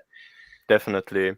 Like also, like after the second Death Star was destroyed, you have like a big battle over Jakku with the rebellion and the Empire and stuff, and like in The Mandalorian, for example, you see that there are still remnants of the Empire, and like how do they tie in the whole story? Because then essentially you have the New Republic, the remnants of the Empire, then you have the Resistance. I don't know why, but you have the Resistance out of nowhere, and you have the First Order. So they never really talked a lot in detail about how everything was situated. Like, was the First Order only in the outer rim, were they in the mid core, the deep core, and stuff like that? They don't talk about that stuff. No, I feel like when I was watching The Mandalorian, and I watched it with my parents, and I also watched it with my girlfriend and her parents, and like they had no idea when like the timeline was, and I was then trying to have to explain everything to them, because it's just because I've watched like the lore videos and I've read up about it, so I have a better understanding about it. Whereas they had no idea when it was set. They thought obviously there's stormtroopers. It was set during episodes 4, 5, and 6. I was like, no, it's after that. I said after when the Star was blown up over Endor. I said, and then there's like a bit of time after that, and then there's the Mandalorian. Then there's a bit more time after the Mandalorian, and then there's episode 7. Like, it's just not clearly laid out. It's just kind of like roadworks ahead, and then you just keep driving, and then you don't know what's going on. It would be after Rebels, wouldn't it? Yes. No, Rebels is before episode 4. Yes. Yeah. Rebels is just before a Rogue One. So how old would Ahsoka be in The Mandalorian then? Because she looks like she's quite young still. Well, she was how old? 12 in the Clone Wars when she first started? Yeah, in the beginning of the Clone Wars, she was 12, and by the end, she was 16, if I'm not mistaken. Yeah, because the Clone Wars didn't last that many years. It was about 4 years. 4 years, yeah. So she would have been about 16. And then Luke was...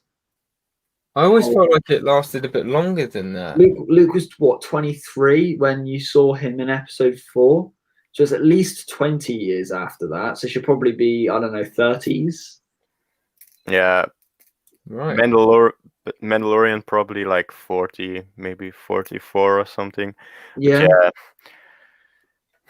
She's all right for a 44-year-old. Yeah. So, like, again, it's not clearly.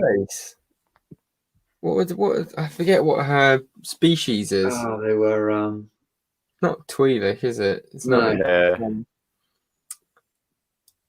It's something with a T, but I don't know. Yeah, I was gonna say Trandoshans, but she's not a Trandoshan. No, Dark Gary or something. I don't know. Let's have a look, shall we? Yes. I want to say it's like something with the letter TAG. I don't know why. I'm feeling it. It's in the fourth. Ahsoka is 42 in Mandalorian, apparently. Is it Togruta? Yeah, close enough. Togruta. Yeah. Togruta. Anyway, but yeah, she was of that species, same as Aayla Secura and Shakti. Shakti. I feel like we never saw enough of Shakti. There are like a couple of deleted scenes from episode 3 in which he dies by Grievous' hand. Yeah. But then you have like a comic, or is it in the Starkiller games Force Unleashed? I don't know. In those series, she's on Felucia, I think. Like, yeah, she's died, I think, like 3 or 4 different times in the. I was going to say, because I thought she was on Felucia in the Clone Wars. When she Shakti? No, that's Aayla Secura. Yeah, that's Aayla Secura. No, she's the blue one that dies. Yeah. On the speeder bike. Yes. Yeah, I'm pretty sure Shakti is on Kashyyyk when you see the Battle of Kashyyyk. And I'm pretty sure you see Quinlan Voss as well. I'm pretty sure they're both on Kashyyyk. I know Quinlan Voss and Luminara and Dooley are. I think it's Luminara who I'm thinking of. I don't think you see Shakti. I just remember seeing them briefly in the background. You can kind of like vaguely see them. Yeah. Do you guys remember there was an episode in Clone Wars where this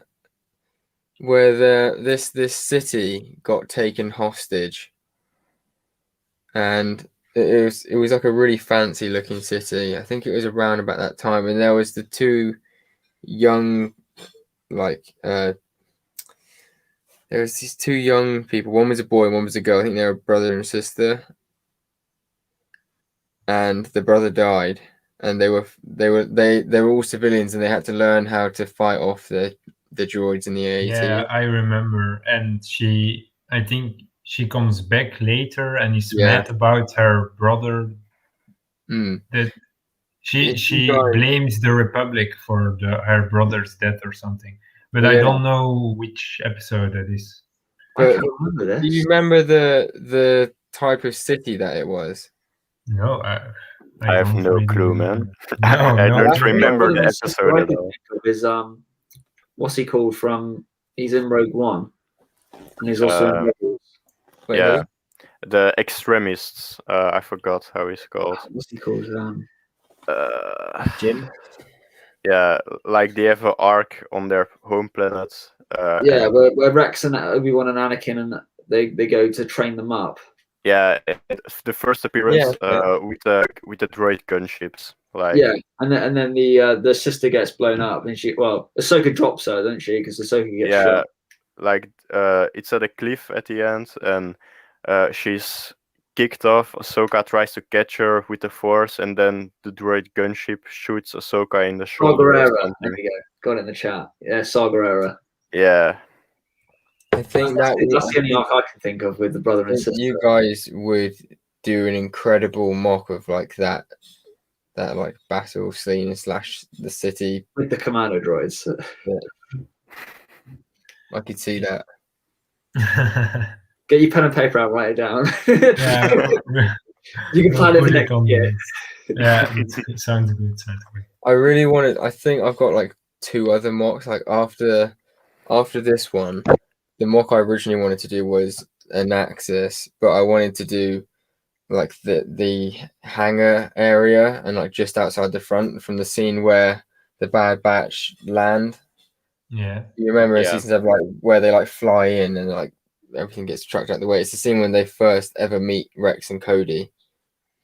So I think that would be really cool, especially because I was going to do it, and then I heard the Bad Batch shuttle was coming out. And I thought I may as well wait and see what that looks like and try and incorporate that in the set if it's anything half decent.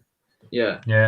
So that's when I did this. And then the other mock that I really want to make is in Rebels. You know, there's that they've got like the main city on what's the planet called again? Lothal, yeah. Lothal, yeah. And there's like the massive like dual carriageway looking thing. Yeah. That we've got like the big road.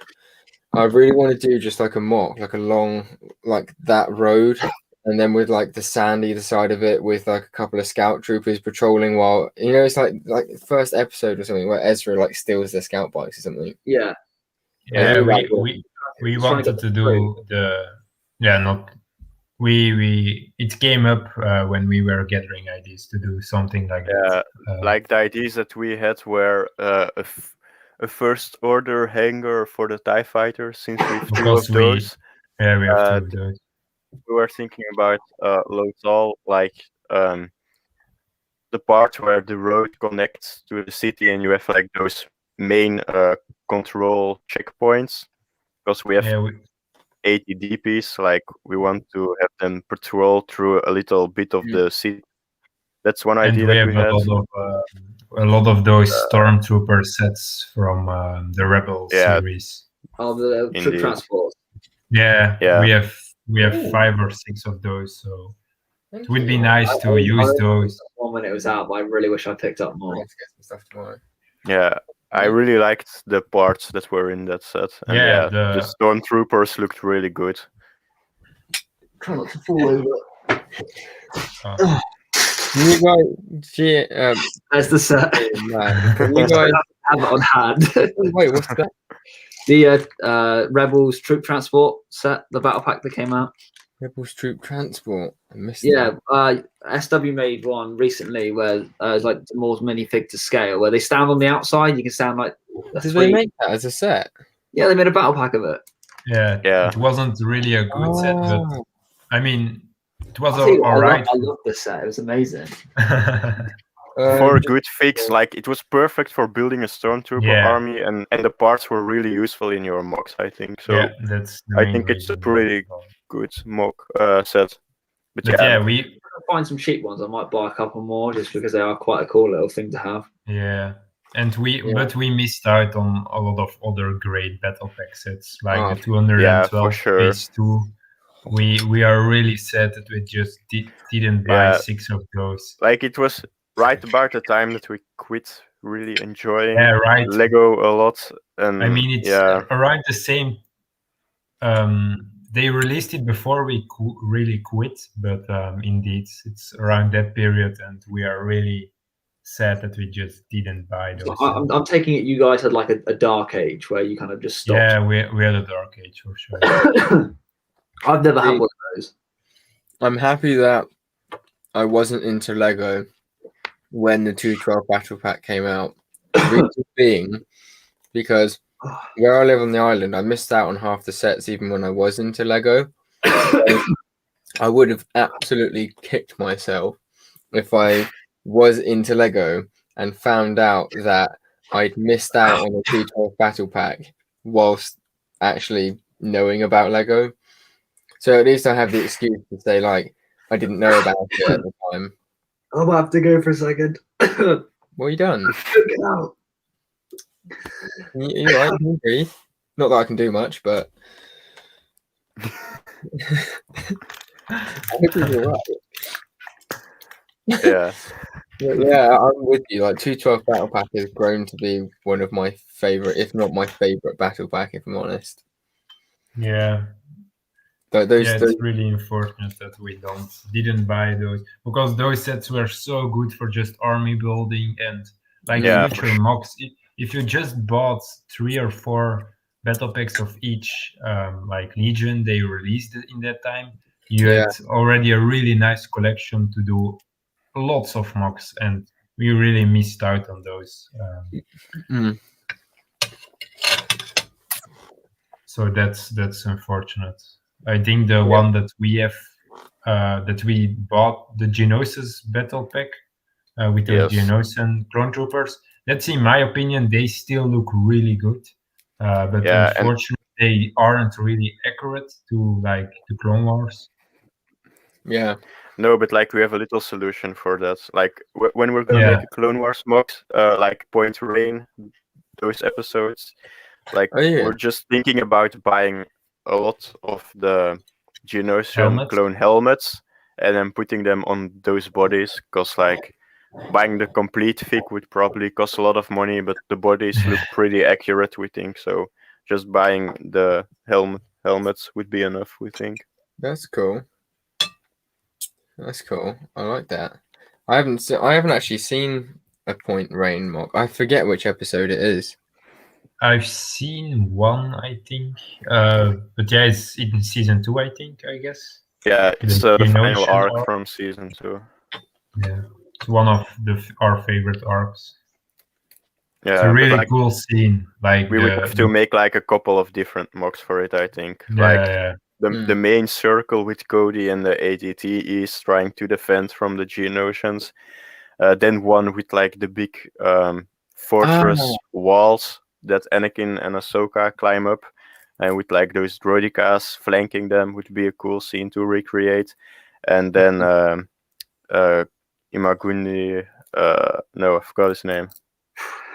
Yeah, the dude with the tall head going in like the hive section, the catacombs, and the flame troopers having to like scorch their way through. That's pretty cool, I think, to make. So I missed out on this conversation. Yeah, I just remembered what Point Rain is, like from you saying that. It's a really good arc. What, Geonosis? Yeah. Yes. Just quick, Sandro Schmidt.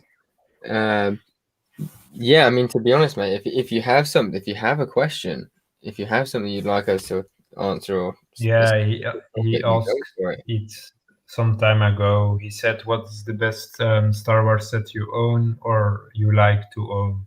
Grit from Switzerland. Okay, what's the best Star Wars set we own and would like to own? Very good question, actually. I'm sorry I missed it. Okay. Looking at all our sets and just. I mean, it's always going to be the dropship with AT-OT. Agreed here. And another, Joffrey has a cool one, like the Republic Cruiser, or how? Frigate. Yeah, the Republic Frigate. Your favorite one, is it? Yeah, just for the mini. It's a great build, and it does like a couple of minifigs that I really like. Looks pretty accurate, I think. And the scale is pretty. The scale is pretty good, I think. I mean, it's obviously not the full scale, but if you compare it to a minifig, the scale looks pretty. Really like pretty good. In universe, the thing is way bigger, but it's still big enough that you could like use it in a mock, and it would still represent the real thing next to minifigs. Like I think I've seen one mock with like a big landing platform on which had the cruiser on it and like the prison or something on the side. I don't really recall it that well, but like that's a set that I would really want to have. Is it the dark red one? Yeah. Where do you get Wolf in it? No, like you have the Republic version one with Wolf and a couple of his troopers, I think, and then you have an old Republic version, and that's dark, red, and it has like a couple of Jedi from the old Republic in it. They're really expensive figures, actually, aren't they? Yeah, like a Luminara-esque figure with white robes. I think she goes for a lot of money. I have no idea what you're talking about. I don't even remember Lego set. Really? I'm surprised. It's actually a really cool set. I'm gonna have to look it up. I literally no idea. Yeah, I find it. I've got very difficult for me because my favorite set.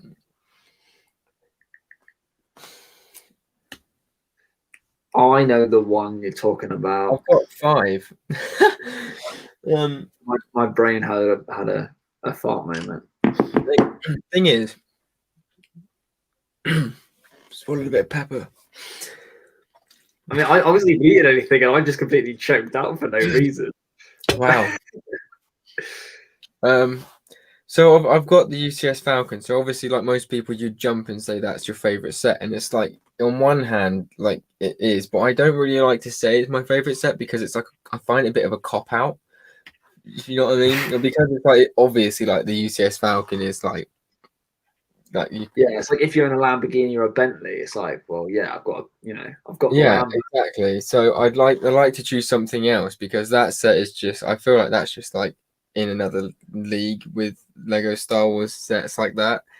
So I like to go not traditionally. I think I've said the Sand Crawler is my favorite, the Ucf Iron Crawler, just because I think it's one of the few sets I've done a review on, and it's in my opinion the perfect set.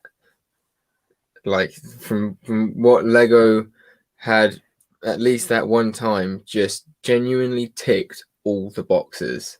Yeah. With that set, I think like it's good minifigure scale as well, isn't it? Yeah, it's perfect minifigure scale. There wasn't too many stickers.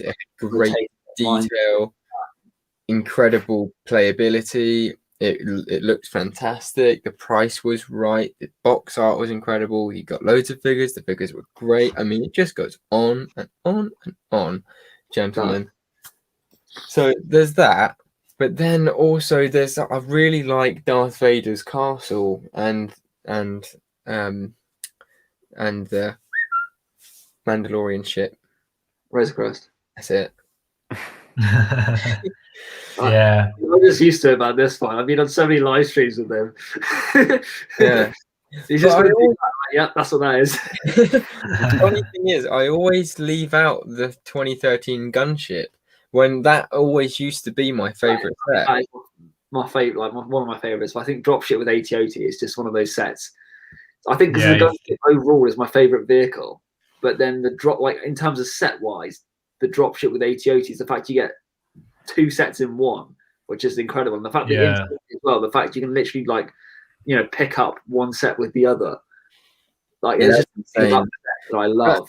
That's like playability to the max. Like I could imagine us seeing that on the shelves and just being like gobsmacked. Yeah, that's one set. If they ever remake it, that's one set we would definitely buy. That's maybe worth our money. That's worth our money for sure. And it's a cool set to use in MOCs, I think. It's got a massive wingspan though. That's the only thing. Like it's so hard to store. Yeah, but maybe the remake, if they ever do one, has a better wingspan. No idea, but we'll see. I think we should petition UCF's Asia dropped it with AT-OT. Honestly, but I don't know how they would make it better. I think they could like improve a couple places.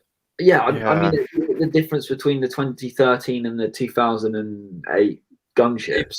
Maybe more identical. It's like just a couple of different changes, but I don't know how you could turn the Dropship and AT-OT set into this one. I think it's not. Make it. But it's not like Lego is good at remaking sets and make them better. So like same with all the TIE fighters, all the Imperial shuttles that we got, like. Oh God! They still remake those things, but they aren't really getting better at redesigning them. So I think the dropship just remake R2d2. Like Lego re-release or making the UCS R2d2. Like I've answered the question so many times, but it's like I don't know how you can make that better. Like honestly, that is such a good build. I have a poster of it. Don't really have the set. Honestly, the set is amazing. Like, everything about it is perfect. From here, it looks like the minifigure R2D2. I don't know why it's so funny. I got the minifigure R2D2, and then also little minifigure baby Yoda behind me as well. It's this massive like shelf with a tiny little. But it's not. It's actually really quite big. Well, you can see it next to the slave one on the other side of it, next to the slave one and Boba Fett's helmet. Are they both? Well, that's the UCS slave one. Although, like in the distance, I know it's further behind you. I suppose. As I'm saying this, I'm sounding stupid, but it'll be like next to your head. It looks so small, but not saying your head looks massive, but like it's funny because when you put it up close to your head, it's like twice the size of your head, isn't it? It's quite. Yeah. Well, I can put there's minifigures next to it. Like there's a stormtrooper. Oh God! Like it is massive. Ow. Oh, sorry then. Try not to die live on camera. It's probably But, going too well. Just quick interjection. Hello, Benjamin B. I'm fantastic. I think, yeah, it's been great. My partner's just come in and made me an omelette and some rice, if that's what everyone was wondering about, by the way. Omelette and rice? That's a bit of a weird combo. I was going to get a curry, and so the best you can come up with is an omelette. Before I sidetrack into that, I just want to say goodbye to Sounders Lego 3. Oh, yes. Thank you for joining, and hopefully see you in the middle. But yeah, so hopefully see you next week, mate. Yeah, over on my channel. But yeah, so I was going to get a curry for dinner. And then I thought this standard thing which you probably as mock builders and Lego addicts have as well. You start thinking, is that £16 I was going to spend on food is important, or should I spend that on Lego? And go we both live at our parents' house, so we don't have that problem. But I can imagine like €5, if you can save that. €5 in bricks is around 100 bricks, so. Yeah. I can imagine that's a thing as a Lego collector. Yeah, I mean today I did have to splash out. I mean I didn't, but I did splash out on a McDonald's. I was at work. I was driving in my van. I thought I'm getting hungry now, and I thought I'll just stop in, go to the drive-through. Like £6 later, and I'm now thinking about it like this. That's £6 I could have used for parts for my mock. I'm regretting it now. I got food guilt. Like it was nice at the time, but I could really be enjoying those pieces for a lot longer than I enjoyed that burger. If you want to lose weight and you're an adult, get into Lego. But not so much that you're behind on your bills, because that's not good either. That's true. It's the food. Just make sure you're spending your food money, not your bills. But I mean, I still live with my mum as well, so things are cheaper for me. I don't pay half as much as what I would if I lived away. Mm-hmm. So that's good. Yeah. I'm trying to read this comment, but my brain is reading. What should Lego release in Star Wars? If I could wish, what would we release? Make it interesting. Let's go with something that hasn't been made already. What, a set that hasn't been made? It can't be a remake. Like I personally would love Lego to go with a fleet line, so like mids or micro scale fleets, like different sets, like 20, 30, 40 euros for the different battle ships. Because like I think there are really cool ships, especially during the Imperial reign. Like I think they could make some really cool designs with those. I know that there are some custom designs out there that look really cool, and I think it would be really nice to have something that looks like UCS, but it's like a lot cheaper and smaller. Like maybe have the same idea, like a little dark tile and an info plate or something about the ship, but sell it for like a lot cheaper and make it only like, I don't know, 10, 15 centimeters long, like nothing too crazy big. I think that would be something really cool. Because like a lot of people look at those UCS Star Destroyers and like they think it looks really cool, but they just can't afford it. So I think that would be something that Lego could do. Yeah, it's probably you know when they did the Planet series and then you had the Coruscant one. Yeah. Because I had the Coruscant that came with the Republic. It wasn't the frigate, or what? Was it the frigate? They could call it maxi scale as well, because you've got midi scale, haven't you? Which is a line Lego did for a bit, where it's like in between a microfighter and a Lego set. But like maxi scale could be like that UCS style set, but in like a more compact way. I'm assuming that's what you mean. So like. Yeah. So we can finally see the massive, like the properly massive Lego Star Wars ships that we haven't seen because they couldn't make it play scale. But a bit like the Nebulon B frigate, but even on a bit of a bigger scale. Yeah. Or the Malevolence, I think. Yeah. I don't recall. I don't remember how big that set was, but that big. Yeah, it's okay. It's quite a long set. It's not very tall, but it's quite a long set. Like in Rebels, when it is Rebels, isn't it? When they take that Imperial ship and it's like massive. It's like a whole hangar one, a big triangle. That's it. Yeah, Yeah, that would be a pretty cool set. It would be really cool to.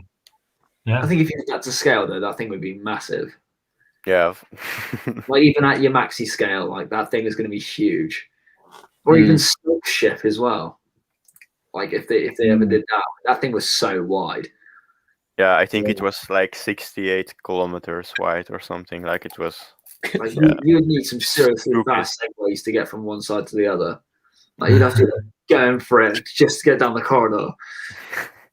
Or even a car. You'd have to get in a car and just drive down the road. Probably a system like on the Malevolence. I think it was like they had a train line, something. Probably makes sense other than segways. It'd probably take a while to get there.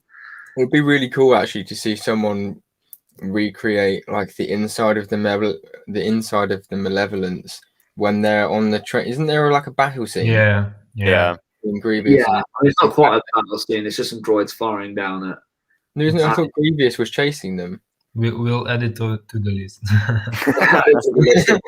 To be think, this is something that like I briefly thought about. Like, you guys have chosen. I mean, it's quite helpful that you love droids, but it's actually a really clever business model as well because it's so, like people just genuinely don't do droids as much. You already have like this massive like gap in the market essentially, where like most MOCs you do haven't already been created, which is I think a trouble where a lot of MOC builders that are getting into Lego, they love Clone Wars, and a lot of people love like doing clones, but it's such an oversaturated market now. It's so hard to do. Yeah, definitely agreed. And also like all the bigger YouTubers, if they release droid army videos, like droid army, it's like nothing in comparison to what we have.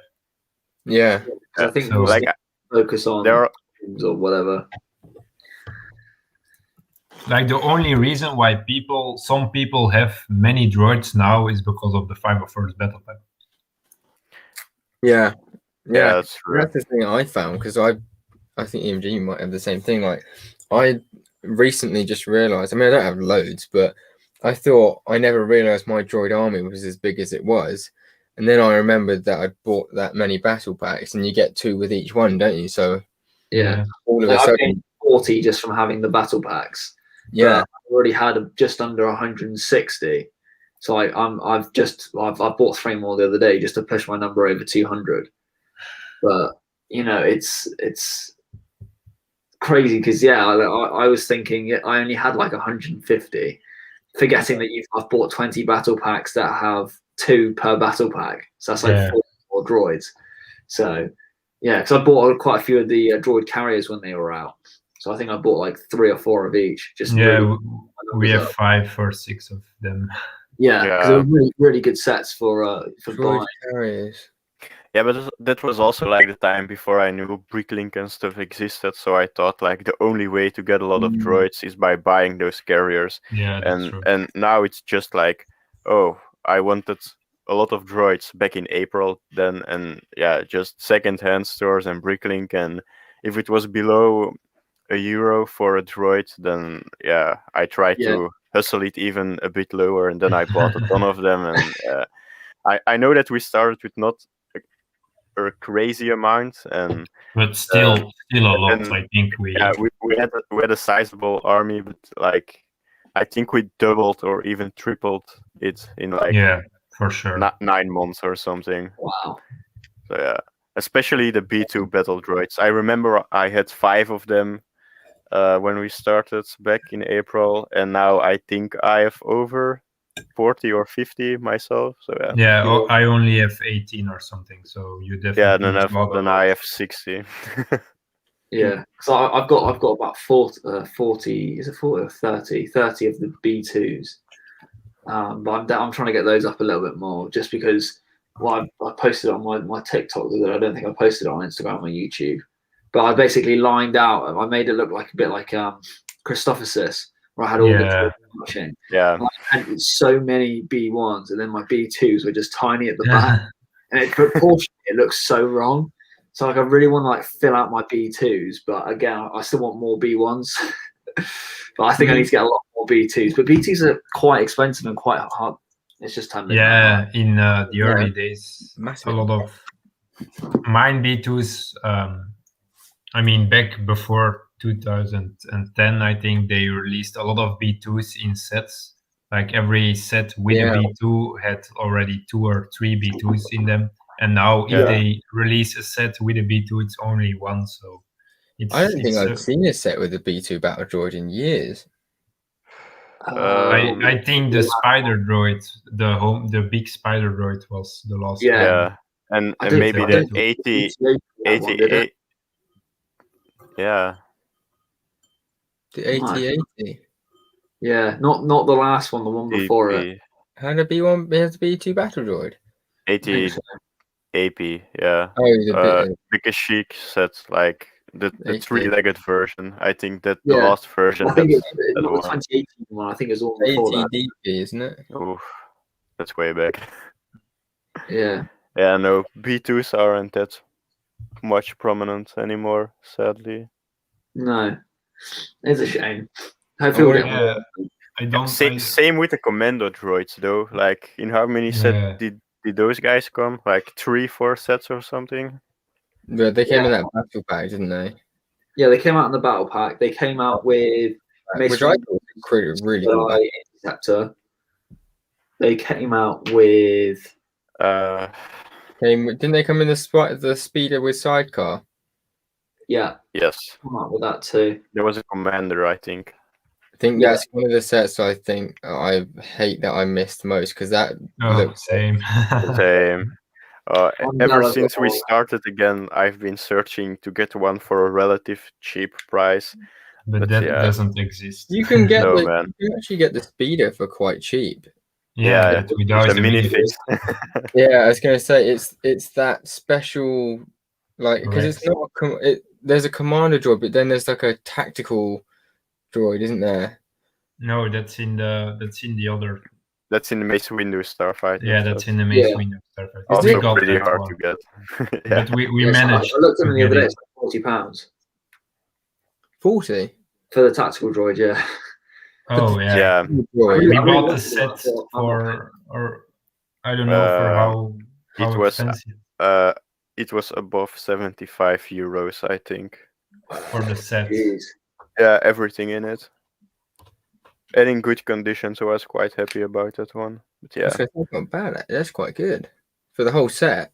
Yeah, everything. We always just a droid. For steals. Yeah. It was on a second-hand store for 110 euros. I remember that. And yeah, I was just talking a lot with the person and talking about other stuff that he sold. And yeah, then I came with a deal. Like I bought that set and I think 2 battle packs or something. And the battle packs he sold for €10 each. And yeah, the other thing for 40 less if I could pick it up, but I couldn't. So yeah, shipments came with it, but that wasn't that high. So yeah, always trying to get the cheapest for my money. I know Max doesn't like it when I do that stuff, but yeah. No, I mean I like it afterwards, but if I'm talking to a guy that sells Lego, I always say to Joffrey, yeah, you go talk with him because I'm paying a lot more than you do. For certain I've never really thought about trying to haggle with anyone. I've never tried to get any money off. I just literally go, well, that's what it is. Yeah, but on second-handed sites, a lot of people that sell Lego are like old ladies or moms that really don't know anything about Lego. So and most of the time we also show like the MOCs and the stuff we do with those sets, and they are really interested in, oh wow, that's really cool that you guys do that with those sets. I'll give it to you for a cheaper price. That's also a thing that we managed to do. That's a good way to do it. It kind of just show this is like what my purchase is doing. See, I don't think that would work in Britain because they just wouldn't care. No, yeah, Bricklink, everyone that some Brickling knows how the Lego market goes. So Yeah. But on second-handed sites, it works. Like I've bought a few things from Facebook. I think my best deal was I bought some minifigures off a dad who was selling it on behalf of his son. And he had, I think he had a rough idea what some of it was worth. But it had the Shadow ARF Trooper. Let's be honest, you rinsed him. I didn't rinse him, but I managed to get it. I managed to get him down, I think, to like 95 quid for like quite a few figures. And it came with a Shadow ARF Trooper without the helmet. And then he was selling in another lot of Harry Potter and Marvel figures the helmet. And I said to him, "I'm going to buy just the helmet." And I said, I'm pretty sure it goes with, I knew exactly it went with this figure. And I said, I'm pretty sure it goes with one of the figures that I just bought off you. So I bought it for that. I think, including shipping, I think I paid £15 for that, for just the helmet. I thought it's still cheaper than that way for that. So now I've got a Shadow ARF Trooper as well as like a ton of other like clones. Considering the ARF Trooper alone. I'm so happy with this. What is it? I think the ARF Trooper alone is 70.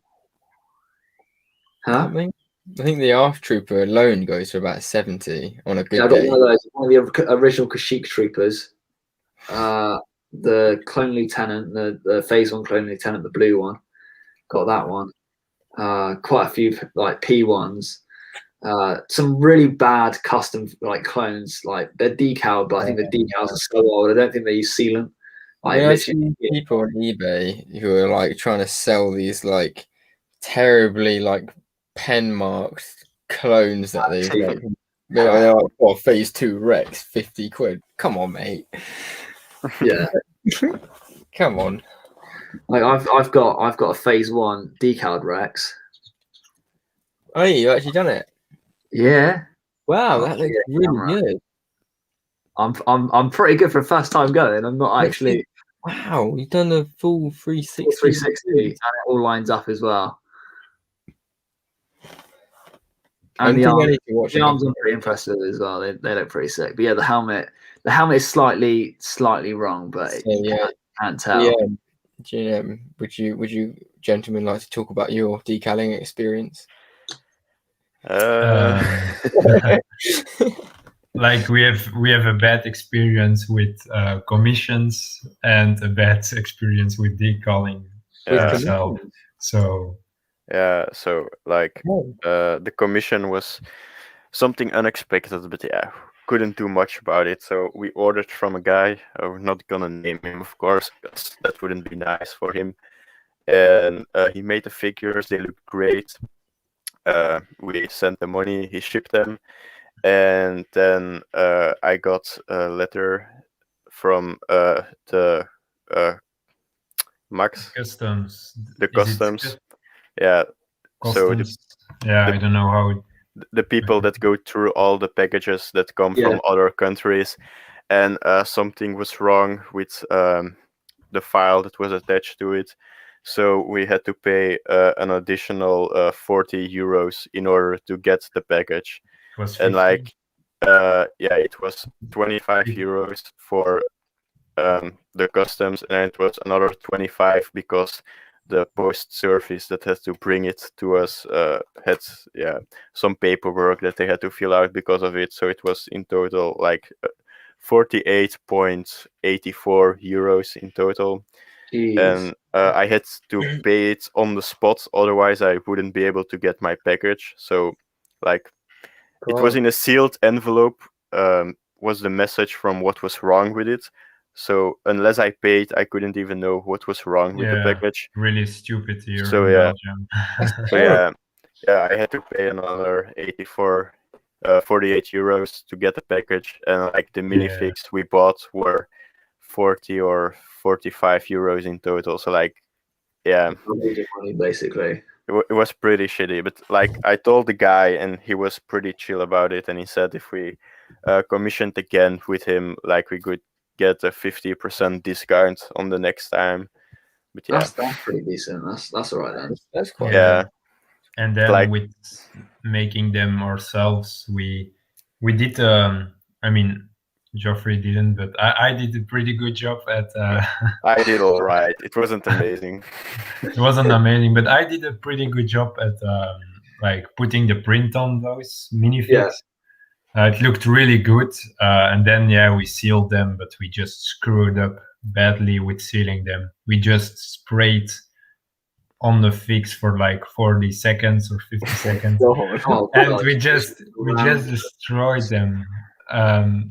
They looked terrible, and also they were put on a yellow brick, and that yellow just took over the minifig. It was bad experience. Like, I've sprayed the helmet so far. This side is the good side. Like, you can't really tell. This side's the bad side. Oh wait, this is the bad side. Like on here, I can see it. The black is slightly faded, whereas this side it's got nice and shiny. You might be able to kind of see this. This side is slightly shiny. This side doesn't shine. I don't know how I made it any different, but I just need to like go over it again in a second coat. But I'm really happy with how that's turned out. But I've got quite a few more to do as well. Yeah, I got a bunch. I'm dreading it.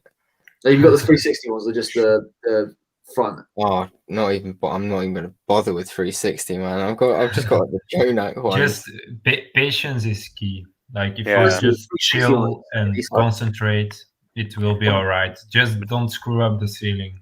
Yeah, I think the scary thing is, there is no room for error, because I've got 8 of these decals, and I need 8 figures, so I can't mess up any of them. No, because they're all going to be like a centerpiece in the mock.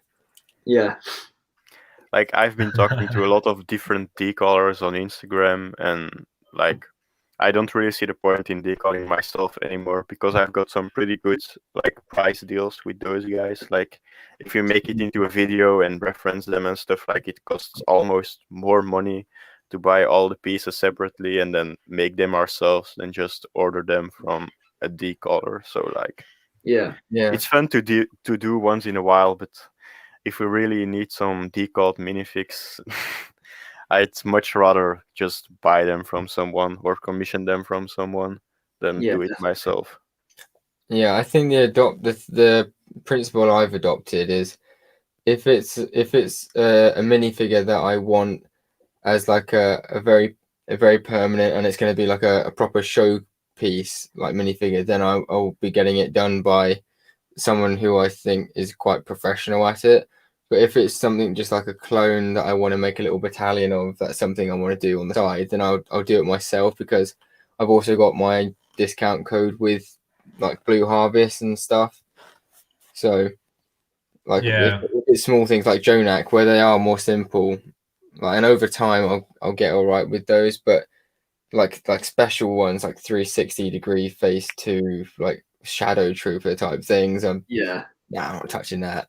I mean, I think for me, the fact that my first one was a 360, actually all the ones I own are 360s, so like, for me to start with a 360 was actually quite a challenge, but I'm really happy with how it turned out. I think it come out really well. Oh yeah, it did. I just wouldn't do it myself. You happen to have done quite a good job though. I think that's actually, like, the lines on all of it, they match perfect. I'm quite OCD anyway. It's like, even the torso, like the have torso, you carved out like the things? Because I've heard with 360-degree prints you need to carve. I haven't carved anything out. Master Builder said that he doesn't carve any of his out, and his come out perfectly fine. So I said, well, I'll give it a go without being carved. So I haven't yet. Yeah, just don't play with them. That's like, if the thing is though, I'm not making them to play, if that makes sense. Yeah, indeed. All I'm doing is maybe putting him in a pose every now and then. Like, just put a gun in his hand, raise his hand up, and put a leg out. Yeah, I don't feel like that would be a problem indeed. Yeah, because like, a lot of my collection is not for, I'm not playing around. I'm not like, it's kind of like, well, like, here's my thing. I'm just going to sit it down, and then that's what it's going to do. Like, it's not going to do anything. Yeah. So I don't know for how much longer the podcast will be going, but I know Max has some extra time, but I have to get to my job tomorrow morning, so I think that I'm gonna head out. time kind of ran away. It's a pleasure having you on. I mean, it's cold past midnight now over here. It's been a really Yeah, good it's 1:15 a.m. here. Wow. Well, I very much appreciate you guys staying up. I genuinely forgot what the time was. Yeah, but I'm a night owl, so I don't really care. I'm always up at this hour. But Well, we have to do this again sometime, maybe, even if like we come on, like if you wanted to switch it up sometime. yeah, Definitely. Or if you guys wanted to come back on here in the future. Yeah, it sounds cool. I really enjoyed being here. So, and I think Geoffrey did too, for sure. Yeah, it's just a lot of fun. Like some talking about things that we all enjoy. No pressure or something. Pretty chill, in my opinion. I think that's what we try to make this podcast. It's not just like, although it's like it's Lego. It's not just Lego. It's Star Wars. We want people to get to know us, like feel a bit more like, you know, the first-hand experience, which is something I think is nice. You know, it's nice to see like YouTubers, like, you know, creators. It's nice. I think it's nice for the people to see creators like linking with each other as well.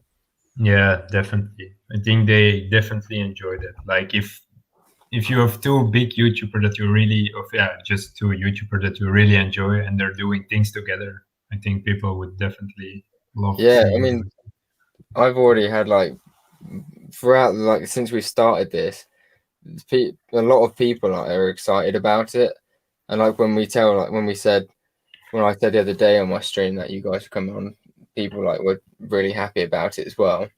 Yeah, so I think it's all positivity, which is safe. Definitely. Yeah.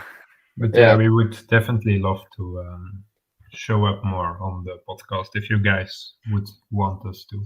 Oh yeah, definitely. The good thing is that you guys have like a good knowledge of Star Wars as well, and you're interested in something which is more off the mainstream, which is, you know, it's nice. Yeah, definitely. Yeah. I don't know if you want to end the podcast, like just round it up now, or if you want to keep going. I don't really mind. I mean, I want to get to it soon. Yeah, and I think we should probably call it a day because it's been 2 hours 15. We did good today. So thank you both for being on the stream. Massive appreciation there, and thank you everyone who's in the chat still and who is going to see this in the future. Yeah, so I hope you all enjoyed it as well. We'll see you next week on EMG Bricks' channel for episode 9. Episode 9, wow. Episode 9. We're closing on double digits here. Yeah, I hope everyone has a wonderful evening and sleeps like a baby. I'm definitely I know I will. Oh, right, perfect. See you, everyone.